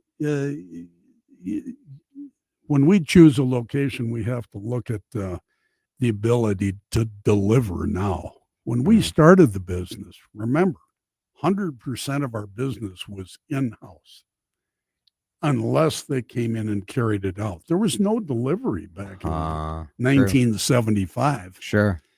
And now the business is gone where it's, half of the business is going out the door. Either people are coming and picking it up, or it's being delivered by our drivers or one of the third party people. So yeah, it's totally changed. And you want to be in a spot where you can get out and get to your customers quickly too. So there are a number of different factors you got to look at. Yeah, you get it, Katie, right? I mean, lifestyles have changed, and it is sort of, especially post-COVID, the explosion in delivery. Oh, yeah. And that's changed. Post-COVID has changed our business a lot. A big part of our business are large orders, and that we do huge amounts of business orders. And so they're really coming back. We're seeing this fall, which is great. But so like the hoagie party trays and the big pasta pans and all of that. Yeah, 99 pizza orders. We had one of those last week. That's common for us. So that has been tough post-COVID because people aren't in office. But with people coming back, we're seeing that come back. But man, with all of the things that have changed, just how people's behavior is tough to keep up with. But we've been lucky that we have delivery, third party, dine in, takeout, and already had those things going into the. Yeah, and as the economy gets better, the boss will be able to spend more money and buy lunch once again. Right. Yes. Yes. We all want that. Texters are saying former Davanni's employees want to text in or call in. That'd be kind of cool. If you want to text in, because I bet in 50 years, you have had, think of how many first jobs, or how many, like now you've got the kid or maybe even the grandkid of somebody who worked at your store. So if you want to text in 651-461-9226, we'd love to hear it. We'll break. We'll be back in just a minute. DeRusha Eats, Davanni celebrating 50 years. We'll talk about hoagies too when we come back on Drive Time. You're listening to Drive Time with DeRusha. Video streaming live on YouTube and always on your radio at News Talk 830 WCCO. Minnesota Pork, we appreciate their support of DeRusha Eats. It's Jason here for the Minnesota Pork Board. 3,000 family farmers every corner of the state. When you order a sausage pizza or a pepperoni pizza, that is part of how you say thank you to those Minnesota pig farmers who are working so hard to take care of their hometowns and take care of their employees, just like Davanni's does with theirs.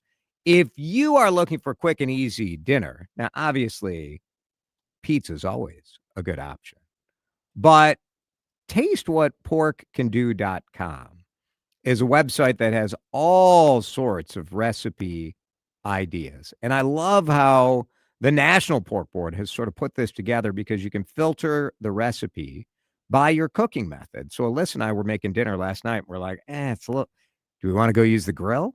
And we're like, it is 18 degrees. We do not. So check the air fryer, check the broiler or the baking, all of that available for you on tastewhatporkcando.com. Go to your grocery store, your butcher shop, and let's have Minnesota pork for dinner tonight. Sometimes the best thing we can do at WCCO is shut up and let our listeners do the talking. You guys at CCO, I love how you reach out into the community and you can affect tangible change. What you guys do for the Union Gospel Mission, what you did for this National Bone Marrow Donor Program. I so appreciate you. And I want more and more people to introduce their kids to radio. We cannot let this go. It's free. It's accessible for everyone. Because I'll tell you what, Spotify, they're not going to build a park down the street from your house. iTunes is not going to raise money. We have got to start supporting radio stations. This isn't an ad. It's a thank you. I support you guys. I've got my insurance through the campaign. Canopy Group, I met with Matt Gutman to create an estate plan this summer. I take this kid to Stretch Lab, and I just dropped off a title yesterday for my second car donation at Newgate School. I love it. I love the city, and I love you guys. Thanks for doing what you do. You're the reason we do what we do. News Talk 830 WCCO. Jordana here for my friends at Mini Leaf. Hear what they're saying about this brand I love. Tell me about your experience with the night gummies. I started using them. I think this is my third order. I heard Jordana on WCCO radio talking about it, and I thought, well, if she's doing it, trying to get off the Ambien, and I started with the pineapple gummies for sleep. That's what I take them for, is sleep. And I've been very pleased with the product. I started with the full gummy. Now I only take half, and that helps me sleep. So I'm very happy with the product, and I'm 70 years old. And those sleep night gummies will help her sleep painlessly through the night. Those sleep night gummies are a real charm. Check out Mini Leaf's products at MINNELEAF.com. Check out that Triple Diamond Pain Cream, those sleep night gummies, or their other great products. I use them. There's so many CCOers that absolutely love them. You will too. Mini Leaf means quality. Taste happy at minileaf.com. The home of Minnesota's best legal products. At Audion Hearing, our mission is simple: to make better hearing affordable for everyone. This Cyber Monday, enjoy exclusive savings on our high-quality rechargeable hearing aids. Clear, comfortable, and ready to use right out of the box. And here's a study worth hearing. Research shows that wearing hearing aids can reduce your risk of dementia by up to 61%. Join over 1 million happy customers and shop Cyber Monday deals before they're gone at audionhearing.com. That's AUDIEN hearing.com. I'm Ed Evans, CEO of Consumer Cellular. No, we're not one of the big guys. Truth is, we don't want to be. If you're over 50, Big Wireless probably has you paying for more data than you might need. You could be throwing away thousands over a lifetime. Our entry-level data plans start at just $20 a month. And for a limited time, switch and get your second month free. Call 1-888-FREEDOM, visit consumercellular.com or a store near you and get your second month free today. Plans include $5 credit for auto pay and e-billing. See site for additional details. Time to find out how it's moving on the roads and what's moving in via the skies. This is traffic and weather together on CCO, starting with a check of the commute.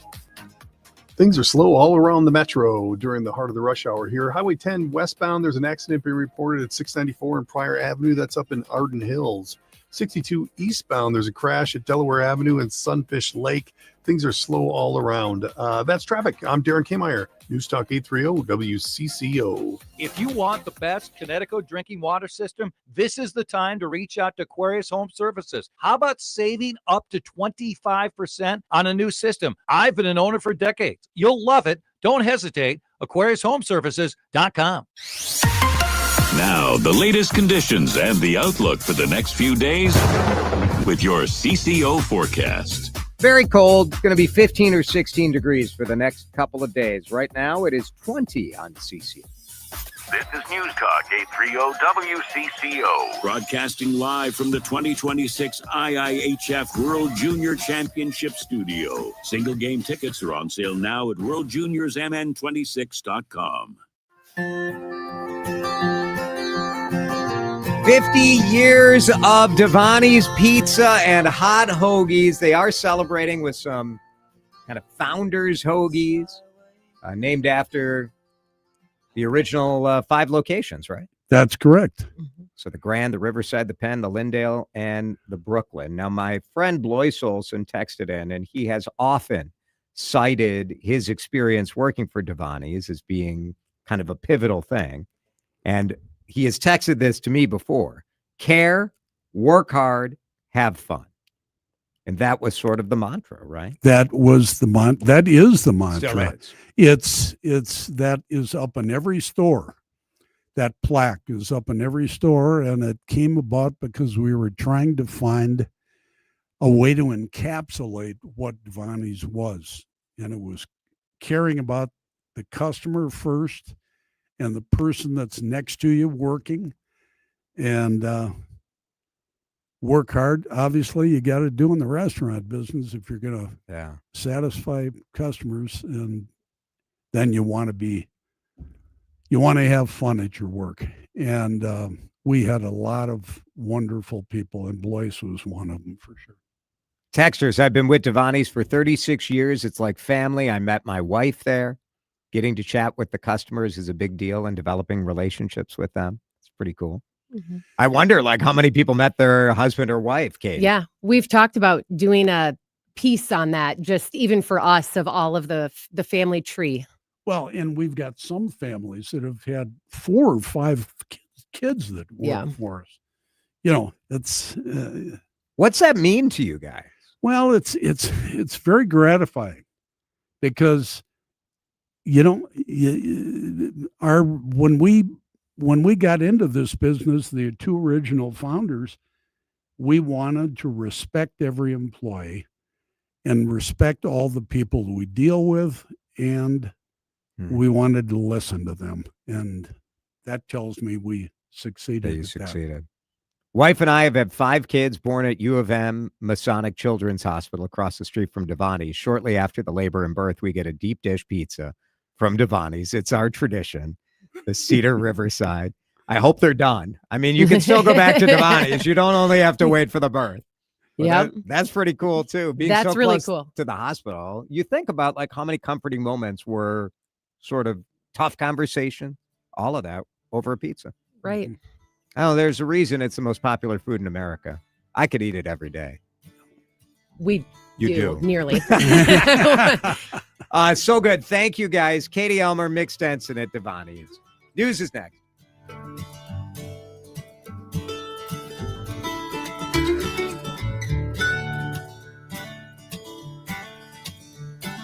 Staying in front of this press. Are your checking and savings accounts feeling dim? Allow Luminate Bank to make banking brighter. With our radiant savings and brighter checking accounts, we're here to help strengthen your financial future with options for both personal and business accounts. With no minimum balance requirements, high yield rates, and our online banking and bill pay tools, Luminate Bank is simply the best choice. So don't let your money sit in the shadows. Let Luminate Bank illuminate your finances. Learn more at luminate.bank. That's LUMINATE.bank. Luminate. We make banking brighter. Member FDIC. Other fees may apply and fees may reduce earnings. Hi, Denny Long here. Join us every Saturday for the Home Improvement Show by Lindis Construction. Andy Lindis and I will be taking your home improvement questions both by phone and by text every Saturday morning at 9 o'clock here on News Talk 830 WCCO. Keeping you in the know and in the conversation. News Talk 830 WCCO. 1029 HD2, Minneapolis, Saint Paul. Streaming live via the Odyssey and iHeartRadio apps. This is CBS News on the Hour, sponsored by O'Reilly Auto Parts. I'm Cammie McCormick. Defense Secretary Pete Hegseth responded to questions today about a second strike on a drug boat back in September with possible survivors of the first strike on board. I watched that first strike live.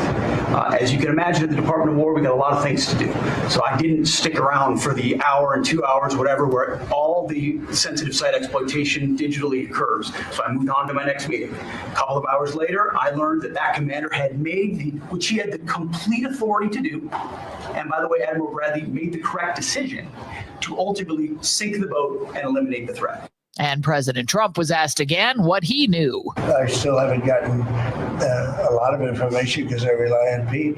But to me, it was an attack. There wasn't 1 strike, 2 strikes, 3 strikes. Security contributor Sam Vinograd. Certainly there are questions about whether the individuals that are targeted can actually be viewed as enemy combatants. And then even if they are, the legality of striking individuals that are wounded, that are survivors, that are potential detainees is very clear. You just can't do it, whether under international law or domestic law. So I think we're going to see a broad discussion on the legality of these strikes overall. And then, of course, the follow-up strikes allegedly against survivors. The former president of Honduras was freed from a prison in West Virginia today after a pardon from President Trump. Christopher Cruz reports. Juan Orlando Hernandez was sentenced last year to decades in prison for his role in helping drug traffickers move hundreds of tons of cocaine to the United States. On Sunday, reporters asked President Trump why he pardoned Hernandez. He said the people of Honduras really thought he was set up. They said it was a Biden administration setup, and I looked at the facts and I agreed with them. The Afghan suspect in last week's shooting of 2 National Guard troops in Washington pleaded not guilty today from his hospital bed. The administration is halting all asylum decisions following the attack, and President Trump says he doesn't want Somali immigrants in the U.S. Allison Keyes reports. President Trump claims without evidence that people from Somalia contribute nothing to this nation. I don't want them in our country. Their country's no good for a reason. But Minneapolis Mayor Jacob Frey says the Somali community has added greatly to the city. The economic fabric, their hard work, their leadership. Federal authorities are preparing an immigration enforcement operation in Minnesota. The administration may be withholding SNAP food aid from Democratic-led states. That's because it wants information on recipients, including their immigration status. On Wall Street today, stocks finished higher. This is CBS News. Think O'Reilly Auto Parts for all your car care needs. Get the parts and service you need fast from the professional parts people at O'Reilly Auto Parts. Minnesota's trusted voice. Every hour. Let's get you caught up with what's happening now on News Talk 830 WCCO. Overcast and 19 degrees at 5:03. I'm Taylor Rivera. This hour's top story. I know many families are fearful tonight. Minneapolis City Council member Jamal Osman responding to reports today that the Trump administration is sending roughly 100 officers, including ICE agents, to the Twin Cities as a part of an operation targeting undocumented Somali immigrants. Osman was joined by Minneapolis Mayor Jacob Frey and Saint Paul Mayor Melvin Carter in a press conference. Terrorizing certain groups within our community. That's not American. That's not what we are about. And we're going to do right by every single person in our cities. A New York Times report released this morning said strike teams are set to begin their operation this week. City officials did not say that those operations were underway, and federal officials have also not shared any details. Meanwhile, the Trump administration today said it will move to withhold SNAP food aid from recipients in most Democratic-controlled states starting next week. This comes as the administration has repeatedly asked for information since February about those receiving assistance. AG Secretary Brooke Collins noted that some states are refusing to provide the information, including names and immigration status. Most Democratic-led states have gone to court to block the requirement, including Minnesota. Governor Walz visiting a restaurant in Northeast Minneapolis to talk about the state's new paid family leave and medical program, which starts January 1st. Governor Walz touted the new paid leave program this morning while visiting Marty's Deli in Northeast Minneapolis. Martha Polacek started the eatery in 2020 and gave birth to Nell 5 weeks ago. As excited as I am to use the program myself, I'm more excited to be able to share it with my staff, because I think any restaurant owner could tell you that this business really ebbs and flows, and to be able to not have to worry about how we're doing on any given, in any given season and still be able to offer this benefit is huge. Under the program, Minnesotans can receive paid leave for major life events without losing their jobs. Those dealing with family care this year can apply to the program starting tomorrow. In Northeast Minneapolis, Al Schock, News Talk 830 WCCO. Delayed federal heating aid is now on the way to thousands of Minnesotans in need. The Minnesota Department of Commerce announcing today that it has finally received the $112.7 million in federal heating assistance that was delayed by the recent government shutdown. Director of the state's Energy Assistance Program, Michael Schmitz. The funds were technically available in the federal database on November 26th, but states weren't actually notified of their availability until this morning. We actually saw the funds in the system yesterday, and we're able to start getting things going, and we're actually starting to make payments. The department is now processing the remaining applications and is encouraging those who need help keeping their homes warm this winter to apply immediately. WCCO News Time is 5:06. Time to find out how it's moving on the roads and what's moving in via the skies. This is traffic and weather together on CCO, starting with a check of the commute. Highway 10 westbound, there's an accident being reported at 694 and Pryor Avenue. That is still clogging things up there in Arden Hills. 494 eastbound, there's a fender bender between the Xerxes Overpass and Penn Avenue. Expected 12-minute delay on the other side of 494 of the westbound side between France and Highway 100. There's a 12-minute delay. So just be aware of that. Things are slow. That's traffic. I'm Darren Kmeyer on News Talk 830 WCCO. With a well-designed will, trust, and estate plan, you can have peace of mind. Choose Matt Gutman of Gutman Law to give yourself peace of mind. Call him now, 612-895-1616 at gutmanlaw.com. Gutman Law, peace of mind today for tomorrow. Now, the latest conditions and the outlook for the next few days with your CCO forecast. Take a look at the forecast with WCCO TV Chief Meteorologist Chris Schaefer. Brought to you by Gutman Law, wills, trusts, and probate law. GutmanLaw.com. A few scattered flurries will pass tonight. Don't expect much more than a dusting, but be careful on the roadways. Could get a little slick. Falling back to 15, and that's pretty much our high tomorrow. Temperatures will be falling. We'll have plenty of sunshine. It'll look nice, but it will be breezy tomorrow. We'll drop all the way down to 4 below Thursday morning. Only a high of 16 Thursday afternoon. Right now it's 19 degrees on News Talk 830 WCCO.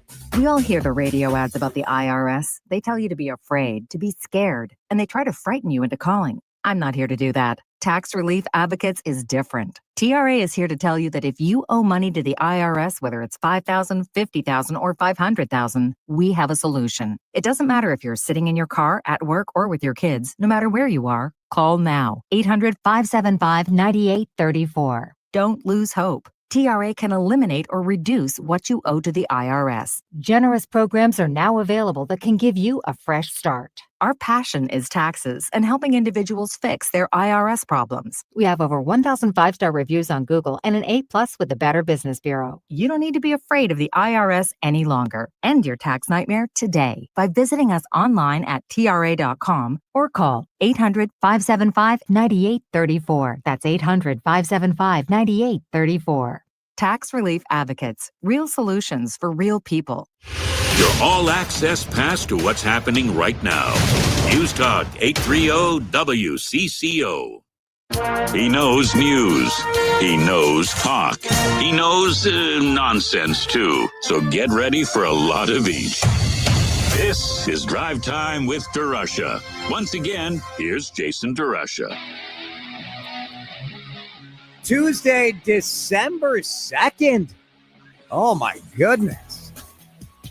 We are in the crunch time, right? The end of the year, but the news keeps on cranking. Drive Time with DeRusha on the air on a chilly night, a chilly weekend, our first sub-zero temperatures coming our way, and the smell of Davanni is wafting through the hallways at WCCO Radio. It is distinctive. Dan, there are times that we have food guests on our show who make what I would say is sort of an obvious error. And that would be coming on the show without bringing food. Yeah, that happens. You're like, we don't expect it, but like a little. We don't demand it. We don't demand it, but we do expect We do kind of expect it, yeah. Davanni's came through. Yes, they did. So very nice.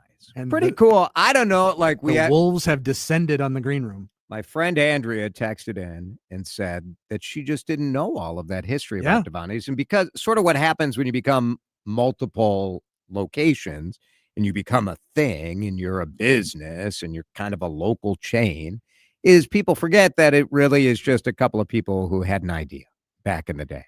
Yeah, it started with one. And we didn't get to talk about it on the air, but we talked about it a little bit off the air with Mick. You know, obviously the late, great Dark Star was here for a long, long time, and people are very familiar with his ads, his live ads for Davanni's, and he and Mick were close, and Mick was talking about some of their stories. Yeah. How did he end? He ended all the ads with the same thing. And whatever you do, don't forget that lasagna. So good. So good. Good stuff. All right, lots going on in the news. Let's get right to it. In the D-Rush Hour news headline. The headlines you might have missed without missing a beat. This is your fast pass through the biggest and most impactful stories of the day. Welcome to the DeRusha Hour headlines, starting with the lead. Are we hours, days away from an immigration operation, the federal government going after Somalis in Minnesota? The Associated Press and the New York Times both reporting that sources in the Trump White House are indicating that that is indeed what is happening. Hundreds of ICE agents about to descend on the Twin Cities. They say they will be targeting people who are here illegally, people who are undocumented. But when you listen to what the president of the United States, Donald Trump, had to say in a cabinet meeting today, it is certainly, well, it's certainly something I would be afraid of if I were an American citizen of Somali descent. Now I'm understanding, and you're going to look at that's. I hear they ripped off Somalians, ripped off that state for billions of dollars, billions, every year, billions of dollars, and they contribute nothing. The welfare is like 88%. They contribute nothing. I don't want them in our country, I'll be honest with you. Okay? Somebody would say, oh, that's not politically correct. I don't care. I don't want them in our country. Their country is no good for a reason. Their country stinks, and we don't want them in our country. I could say that about other countries, too. I can say it about other countries, too. We don't want them to hell. We have to rebuild our country. You know, our country's at a tipping point. We could go bad. We're at a tipping point. I don't know if people mind me saying that, but I'm saying that we could go one way or the other, and we're going to go the wrong way if we keep taking in garbage into our country. Ilhan Omar is garbage. She's garbage. Her friends are garbage. These aren't people that work. These aren't people that say, let's go, come on, let's make this place great. These are people that do nothing but complain. They complain. And from where they came from, they got nothing.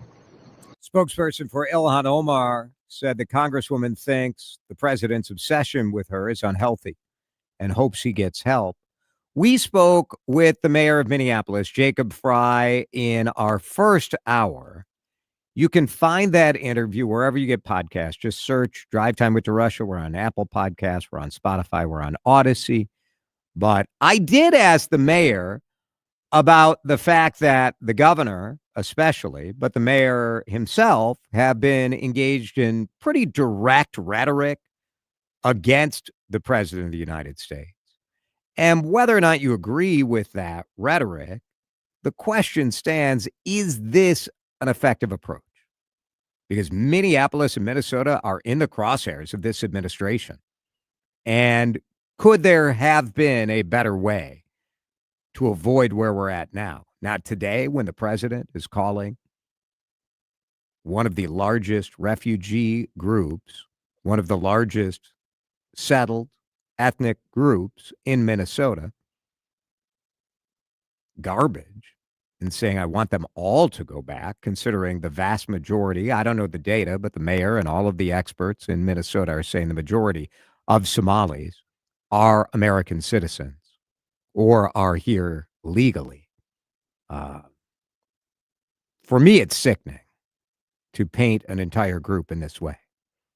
And don't come at me with like, well, what about the fraud? We have been very aggressive in labeling it as early as 2022. I did a segment, multiple segments, talking about how we can't be afraid to deal with reality. And the reality is, while certainly all Somalis are not fraudsters, almost all of the charged fraudsters are Somali. And so that is a reality that we can deal with. And now we see what happens in Minneapolis and Saint Paul. Next, the transportation secretary, as part of the sort of retribution tour that is coming the way of Minnesota after a weekend where the governor said that the president should release his MRI results after. Now, don't get me wrong. I know who is if this were hockey and you're giving a penalty away for instigating, you would give the penalty to Donald Trump.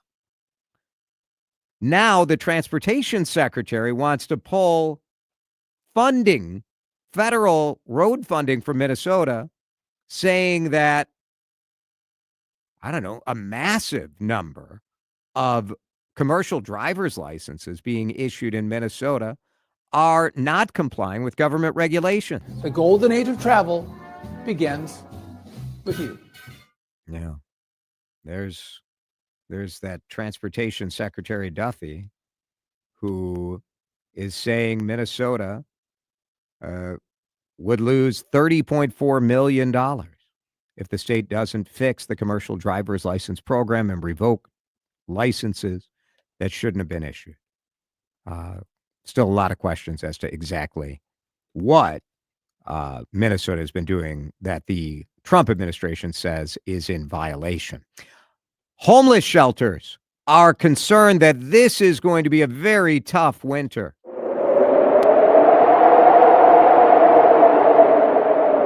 Axios Twin Cities reporting on drastic cuts to federal housing funding set to kick in just a couple of weeks, January 1st. Below normal temperatures this weekend, an early test for some emergency shelters at the Union Gospel Mission in Saint Paul. 20 men were sleeping in the lobby after overflow beds were filled. Catholic Charities Twin Cities serving 100 more meals per day than usual, even before the government shutdown triggered a SNAP benefits crisis. The average stay at a People Serving People family shelter is now between 3 and 4 months, about a month longer than typical.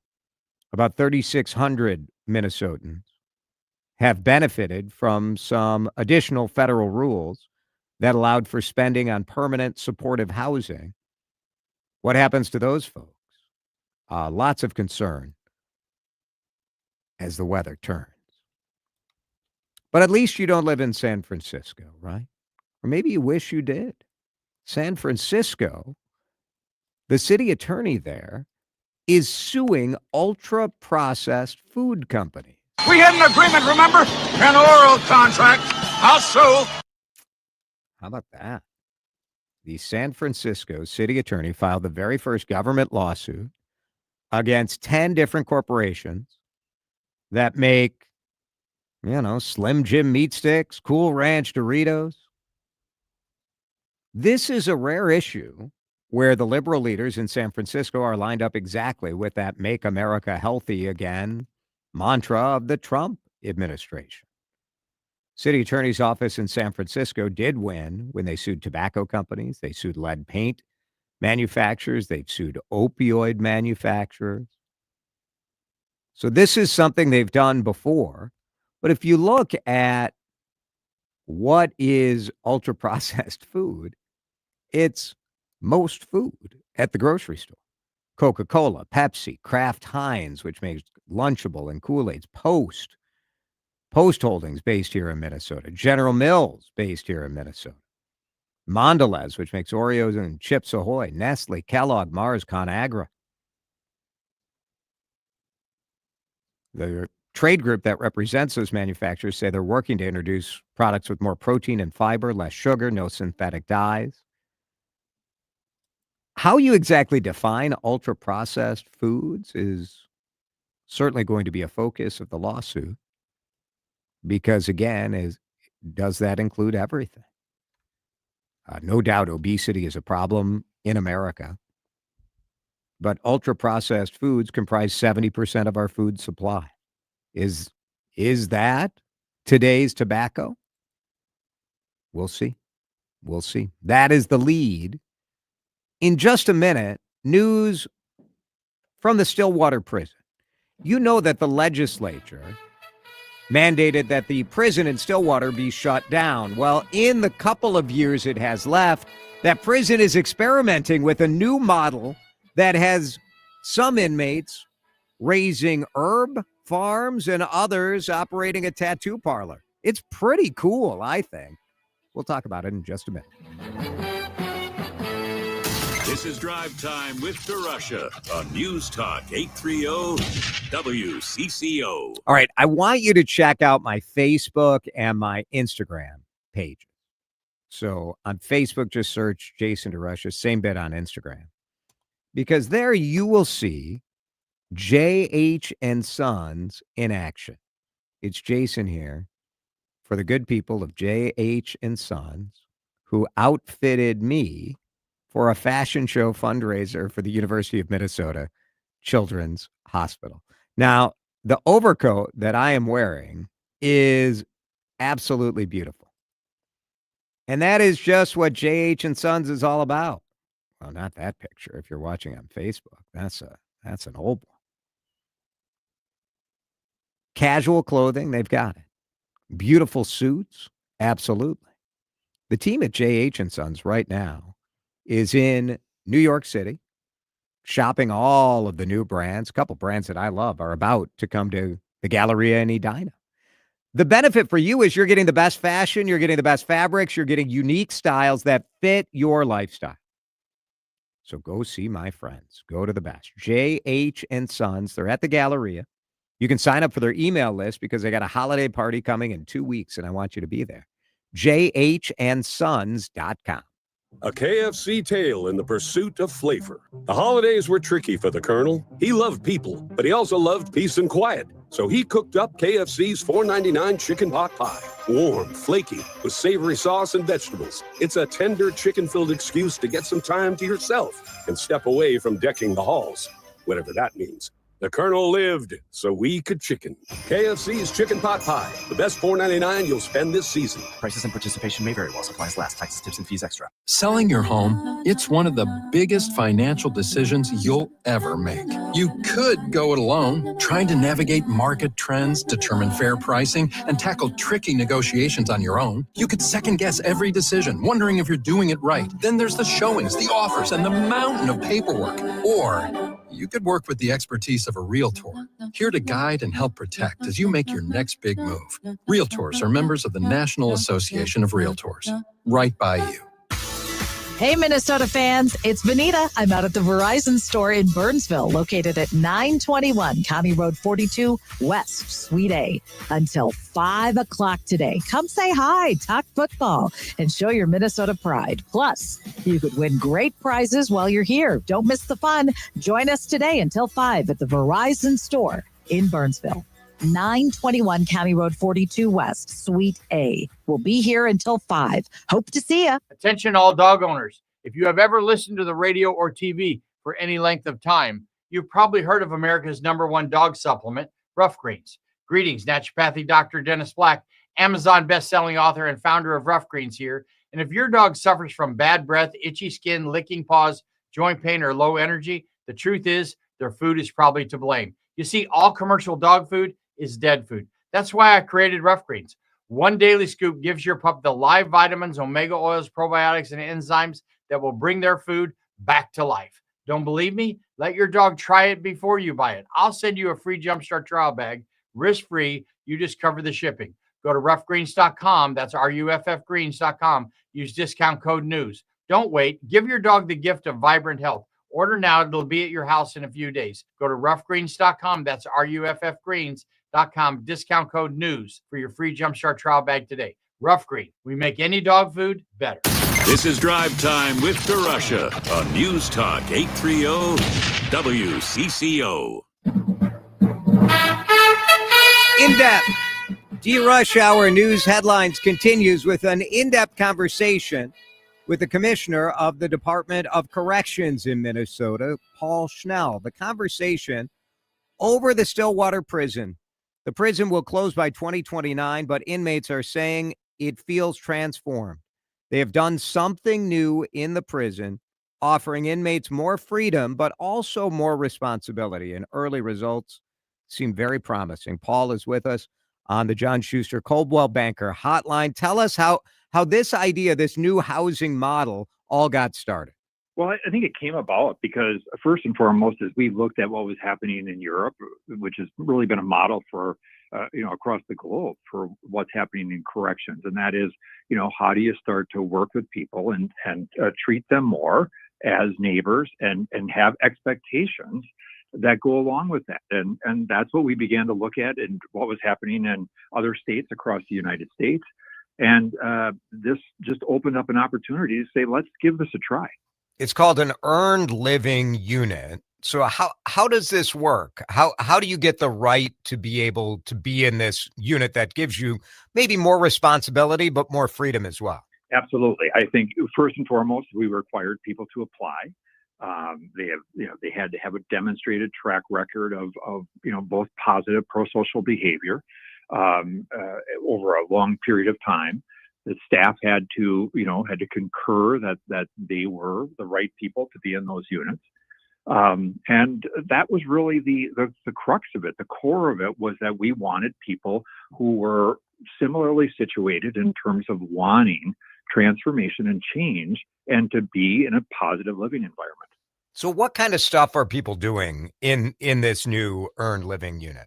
I mean, it runs the gamut from, your traditional kinds of programming and daily work assignments to things like, the tattoo shop, which is, really a career tech type of a program. Working in food service, treatment is available for people. There's a whole variety of both staff-led as well as incarcerated person-led group programs that address a full range of things, whether it's AA, all the way through to, talking about release planning groups where people get together and begin to talk about what the successful release look like. One of the quotes in the story in the Minnesota Star Tribune that really jumped out at me was from a guy who's serving a life sentence for first-degree murder. And he says, this is a prison only if you want to act like a prisoner. If you want to act like this is a community, then this is a community. To me, I find that powerful. I think some of our listeners may hear that and think, I don't know, man, aren't we trying to punish people for what they've done wrong? Yeah, and I think the punishment was the imposition of the sentence. And certainly, even while they are in this earned living unit, their liberty is still pretty profoundly restricted. At the same time, they are around similarly pro-social people, which for all of us, we want to be in environments where we're safe and we feel like, we're around people who support the kinds of positive things that we may be involved in. And at the end of the day, when 95% of the people in our prisons are going to come back to neighborhoods across Minnesota, I think it becomes pretty critical that we have them practice what being pro-social is like and what it's about in the correctional setting. Yeah. Yeah, I think that's one of the things. We did a segment the other day about how businesses have an economic opportunity and maybe a moral responsibility to hire ex-cons when they come back into civilization. Part of the responsibility I see on the part of the government when we lock people up is to try to at least get people ready to come back to society in a productive way. Otherwise, what was the point?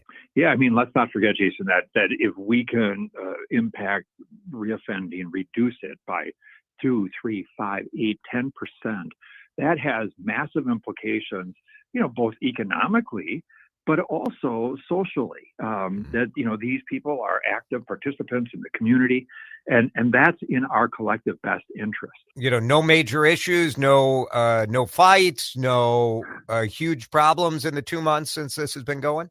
It has been utterly stunning. And I think it speaks to exactly what that incarcerated person was quoted as saying, that, they have expectations of one another. It has been a major adjustment, both for the incarcerated as well as our staff, to think differently about, how you manage risk in environments like prisons, which are really tough. And so to create spaces and places where you have like-minded, committed people, committed to the right kinds of things, it just makes good sense. Yeah. Paul Schnell is the commissioner of the Department of Corrections in Minnesota.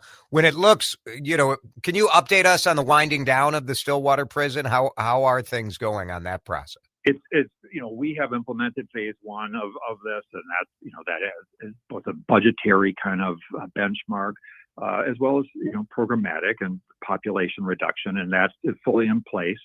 Right now, the legislature requires that the facility would fully close by June 30th of 2029. All right. Well, I mean, in this time to experiment in a way that maybe makes our community safer when folks come back out and makes them successful, just seems like a win for the inmates and a win for all of us, really, if it works out. I agree 100%.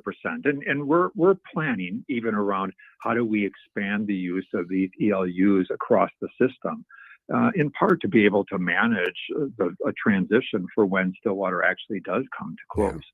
2029 is that date. Paul Schnell, we appreciate the insight today. Thanks for being with us. Thank you so much. All right, that's Paul Schnell.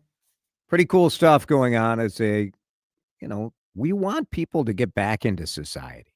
I know a lot of you, and I get it, you think that prison should be hell because the criminal has put the victim through hell.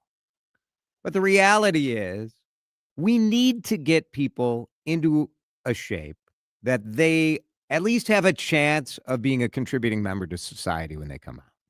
We just do. Otherwise, what's the point? We'll break in just a minute. Exciting news that I got. Well, I just got this news late last night. I cannot wait to share you the giant cash money that I got thanks to taking part in a class act. Oh, so did Dan Cook. Oh my gosh. This might be our last show. I know the Powerball is like 800 million tomorrow night. Yeah, just shy of that, yeah. But Dan Cook and I have already hit the jackpot. We'll talk about that when we come back. This is Drive Time with DeRusha on News Talk 830 WCCO. Time now for today's Spotlight on Tech, sponsored by Wesley Financial. The artificial intelligence boom has semiconductor companies ramping up chip production to record levels. Bank of America analysts are forecasting that global semiconductor sales could reach $1 trillion by 2027, which would smash the previous record for annual chip sales of $630 billion in 2024. Demand is being driven by the massive building boom for AI data centers. I'm Jason Brooks. Wesley Financial Group is not a law firm, and Chuck McDowell definitely not an attorney. This is Chuck. If someone talked you into buying something really silly and you want to get out of that silly little thing, my advice, get the facts. Call me and I'll send you our timeshare exit kit absolutely free. Inside, you'll learn how timeshare works and all your options for cancellation. Call Wesley now for your free timeshare exit information kit. 800-384-9393. That's 800-384-9393. Chad back here with you on CCO. I want to talk insurance and the group I have trusted for 30 years. Not just me, my father, my boys. We have been with Amber Scholl and Associates the entire time. They are with American Family, and trust is the right word. When something awful happens with your business or your home or your car, you need people who are available. You need individuals who have a team, and they've handled every situation. Amber and her team have done that. Let's be honest. Insurance rates are complicated. You need someone who knows this business in all ways, and I wouldn't be with Amber for 30 years unless I totally believed in her. Call today, 651-738-4811, and tell me you heard this spot from Chad on CCO. We all hear the radio ads about the IRS. They tell you to be afraid, to be scared, and they try to frighten you into calling. I'm not here to do that. Tax Relief Advocates is different. TRA is here to tell you that if you owe money to the IRS, whether it's $5,000, $50,000, or $500,000, we have a solution. It doesn't matter if you're sitting in your car, at work, or with your kids. No matter where you are, call now. 800-575-9834. Don't lose hope. TRA can eliminate or reduce what you owe to the IRS. Generous programs are now available that can give you a fresh start.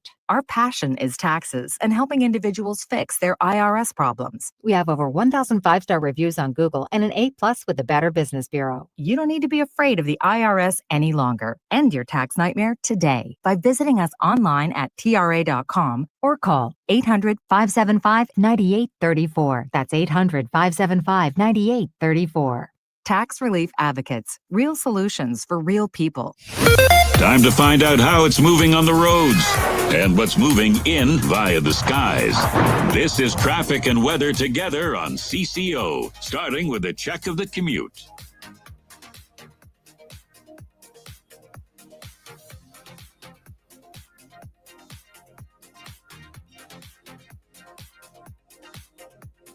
I'm Mary Jo Copeland. Sharing and Caring Hands has been helping people in need for 41 years, thanks to your generosity. To learn more, to donate, go to sharingandcaringhands.org. Make a difference in the lives of others and give hope to the children.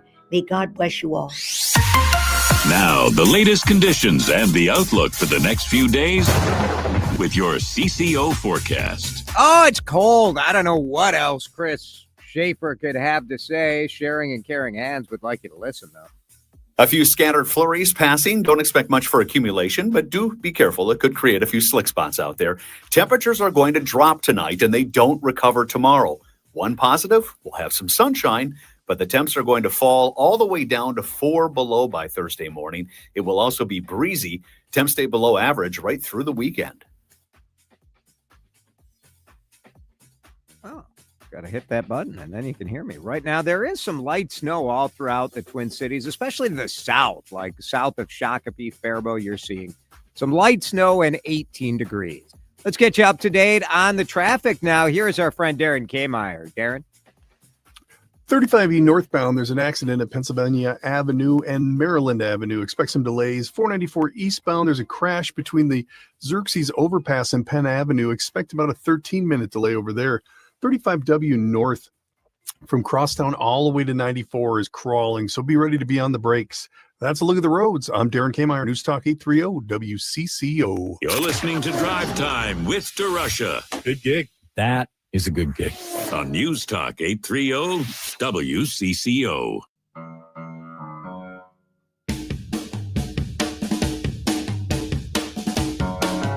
Yes, y'all. Standing on the corner making eyes at the commuters making eyes.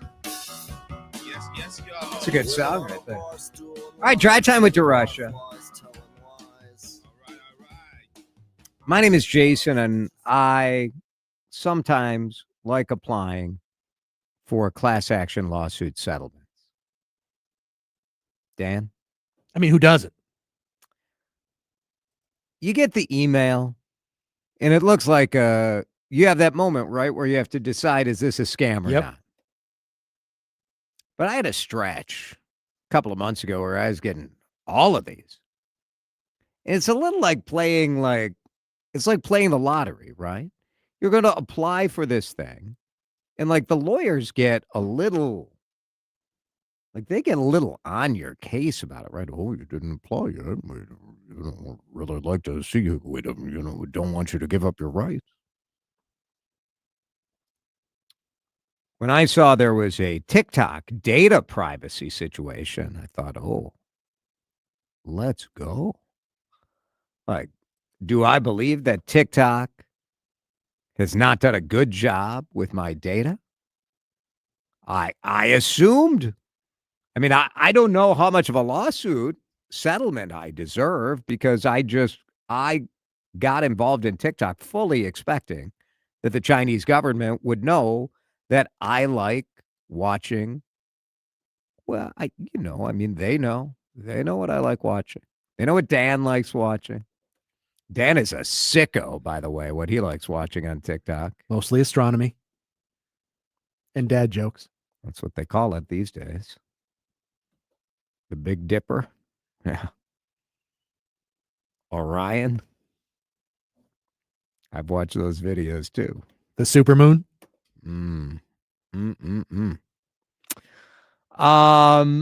Last night I got my settlement, and I just want to take advantage of the last 20 minutes of this show to finally tell you all what I think about this company, because I now have. Before you tell them the number, I also got this settlement last night. Identical payout. And I'm struggling to figure out how. You don't want to spend it all in one place. So how do you spread it around so that this windfall for me does good for others? Well, and that's so. You have any ideas? That's what you're all about. Sure. Well, I mean, I know you are too. You're very philanthropic. I've always thought, like, when I hit the jackpot, like, I am going to give a third of it to me. That's awesome. Nice. That's very nice of you. Well, I will give you a third of this. A third of it to charity would be nice. Sure. On this Giving Tuesday. Yeah, it's the it would be spirit of perfect. giving. The grand total directly deposited into my Venmo is $0.91. Yep. $0.91. You get the. I mean, the cost of sending it has to be more than 91 cents, right? Now, do I distinctly remember applying for this class action? No. I Do you? I don't either. No. I don't really know what it was about. What was the last one? Was it Facebook? Was the last one? Facebook. That was like $20. Yeah, that's a little better. That was a little something. That one I remember applying for. Now, sometimes the thing about these class action lawsuits is I assume lawyers are getting very rich on this deal, right? That's a very safe assumption. So, but every once in a while, there have been a couple of these where I'm like, I'm not going to apply. It seems stupid. I'm not going to get anything. And then you hear people at work talking about like, oh, I got $200 from this settlement the other day. And I'm like, well, I would like $200. So you don't want to be like a chump who didn't apply for the settlement. 91 cents. What are we doing? Like, I know people who are like trying to get a divorce and can't get a freaking court date. And we have some court that is supervising the distribution of 91-cent awards to, a couple 100,000 people or something, which, if that starts to add up to real money, I feel like you should be able to apply for these things. And if the payout is less than $10, forget it, right? Just say I'm out. Like, what's the number where you don't want this 91 cents, do you, Dan? I mean, you'll take it, I guess. That's just it. I mean, are times that tough that you need 91 cents? So no, but I'll still take it. Rather than not. I guess it's no skin off your TikTok definitely doesn't need it. No. I bet the Big Dipper doesn't need it. The Supermoon? Supermoon and Big Dipper are doing just fine. They got the subscription. They got the link in bio. It's all available. There's just something about these settlements that always cracks me up. You need is this a website? Is this a service someone could provide that would be useful? Like, is it worth it? Now, I don't remember how much work this took, but I'm sure I had to connect my TikTok account to something, and I don't know. I mean, it probably wasn't even 91 cents worth of effort on your part. Well, you don't know what my hourly rate is. I don't. I do know what your effort is. I'm sorry. It was right there. It was right there. It was. My class action payout reminds me of the movie The Jerk with Steve Martin. Oh, yeah. Yeah. 91 cents. It's, I thought we were done with the penny. We're done with the penny. TikTok data privacy. So, well, I mean, the good news is that I'm pretty sure TikTok has learned its lesson about the way they handle data. Oh, Texter says it was a $92 million payout. What? Now, well, I mean, it was like you said, it was a big number. I'm sure it was a big number being paid out, but then the lawyers have to take their chunk, and then you're spreading it out over how many millions and millions of users. Yeah. There you go. Dozens of lawsuits. Dries up quick. That's a big settlement. Nationwide class of 89 million app users. So you're like, wow, 92 million. So the real question, though, is what did the lawyers get, right? Because the lawyers had to get a third of this. I don't know. The whole thing. You read these articles and you're like, oh, I can receive a share of this. $29 million in fees. That's still a lot of payout, I guess. Yeah, but again, if you're talking about even tens of millions of users, well, right, it dwindles real quick to a buck of crack. Not even, not even a buck. Oh, I don't know, man. It makes me wonder, when juries or judges or whoever decides what these penalties are going to be, what the number is, right?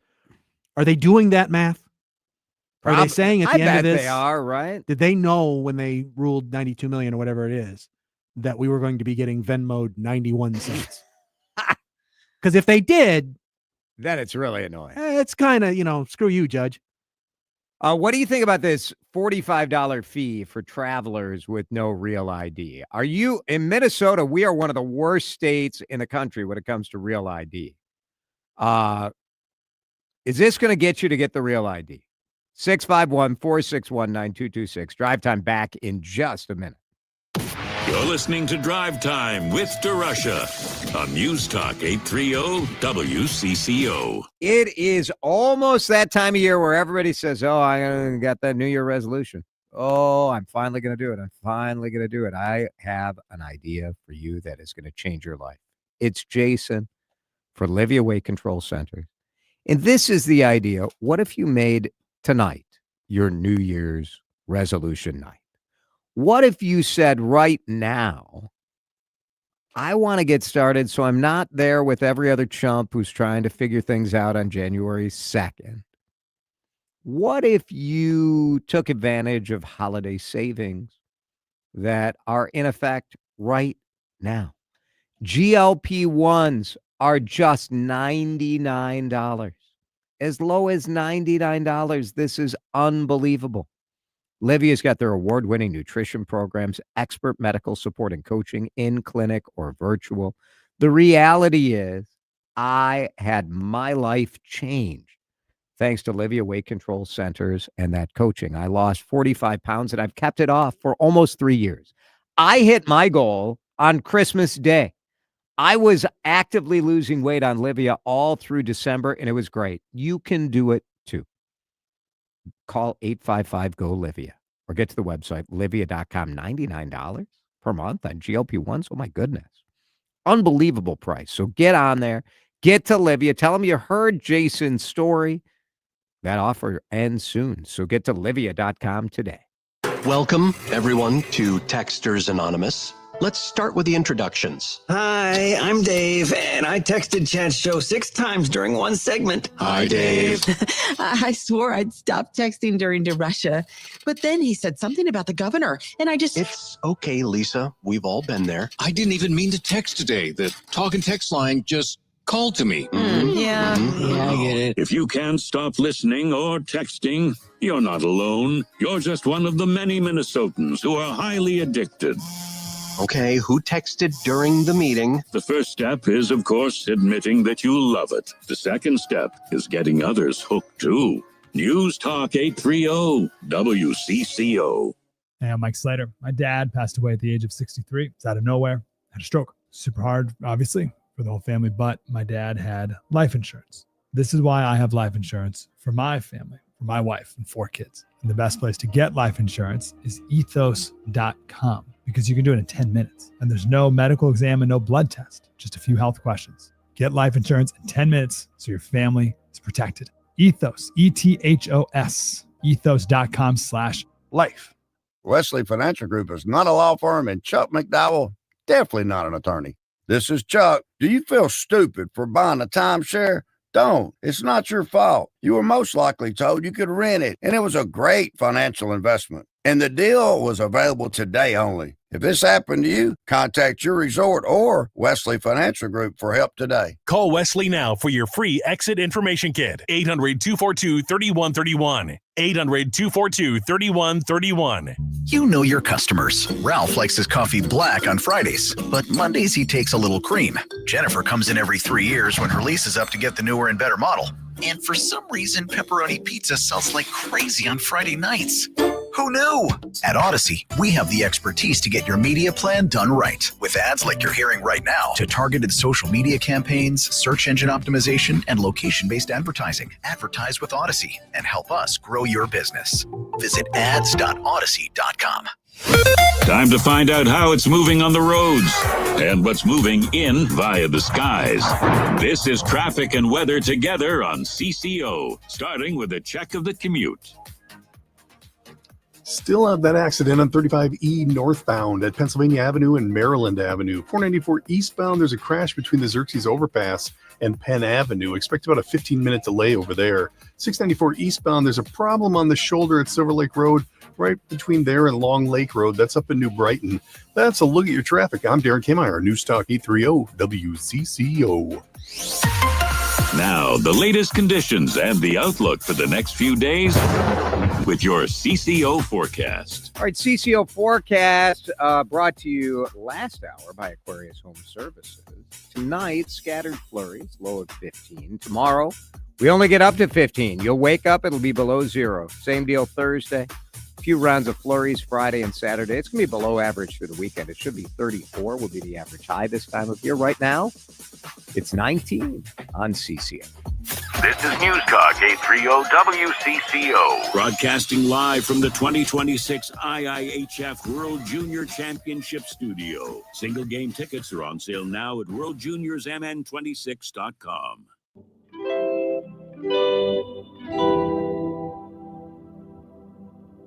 $45. That'll be the fee if you don't have a real ID. It seems fair to me. $45 seems reasonable. Now, you can have a passport. That's fine. The real ID thing is, in many ways, an unbelievable governmental failure. Because the original idea of real ID was to prove that you were actually a U.S. citizen. Not that, because you can get a driver's license for any address. This goes back to 9/11. This goes back to 9/11, exactly. This is one of the ideas to try to tighten things up and make it a little, at least give authorities a little better idea as to who was in the planes. And they announced this decades ago. And it is another reminder that President Donald Trump is his own animal. And if you expect conservative policies, because he is a Republican, conservatives have spent decades calling this like a national ID, like sort of poo-pooing it, trying to slow it down. And now, if you don't have one, it's $45. Look, most of you don't need this. You need it if you're going to a federal office. You need it mainly for flight, right? If you don't have a passport. If you don't have a passport. If you have a passport, then you're good. 55% of Minnesotans, according to the latest stats that I was able to find, have valid passports. Probably because we're so close to Canada, right? That'd be my guess. I guess. I don't know. I mean, Minnesotans aren't exactly known for being like global travelers. And a regular old driver's license isn't going to be enough to fly. And they've been telling us that this is the thing about it for me. Like, I got my real ID, I don't know, 5 years ago? At least, I mean, Probably I got mine longer. long enough ago that I've had to renew it since I got it. I had to renew it too. So Yeah. it's been, I don't know. Like at a certain point, if today on December 2nd, you're like, oh crap, why didn't somebody tell me? Now I have a little bit of empathy because every year they kept extending it and you really had no reason to believe that they were actually going to do it. Right. But like that is sort of a calculation on you. You made that calculation. Well, So- I've been thinking about the calculus on this, with the $45 fee, because it costs you for your initial real ID. I just looked it up. It costs you $35 to get it initially, and then the renewal is $30. Yeah. So, is the extra $10 worth your time to go to the DMV and do what you got to do to get your license upgraded? Probably not. That's the calculus, right? 45 is better than the initial fee that they announced, which was going to be like $18 or something. Because that was going to then it's a no-brainer. Well, not Forget the only real ID, not I'll only is pay it. that not effective to change anyone's behavior, but I can't imagine that $18 even covers the administrative costs of dealing with this, right? I mean, if they just, dip into that TikTok reimbursement fund. Solves everything. Well, here's the thing, Dan. If you add up enough 91 cents, you end up with $92 million. That's how it works. A lot of people in this big old country. We had a great conversation with the mayor of Minneapolis. For the next couple of days, we're going to be watching whether or not federal officials, well, that's only one part of the story, whether federal officials come and start sweeping up Somalis in Minneapolis and Saint Paul, in neighboring communities. Let's be real, Somalis are not just in Minneapolis, because they've been here in this country for, 40 years? There are a lot of people who are born here who are citizens, but I'm concerned about that side. I'm also concerned about protests getting out of hand. I mean, that's what we've seen time and time again, and escalation, and putting our police officers, frankly, in a tough spot. And I'm nervous about all of it. I am. But we'll guide you through it. It's what we do. And Steve Thompson is coming up. He's in for Henry Lake. So keep it right here on the Big 830. You're listening to Leaf Filter Radio and the guru of gutter protection.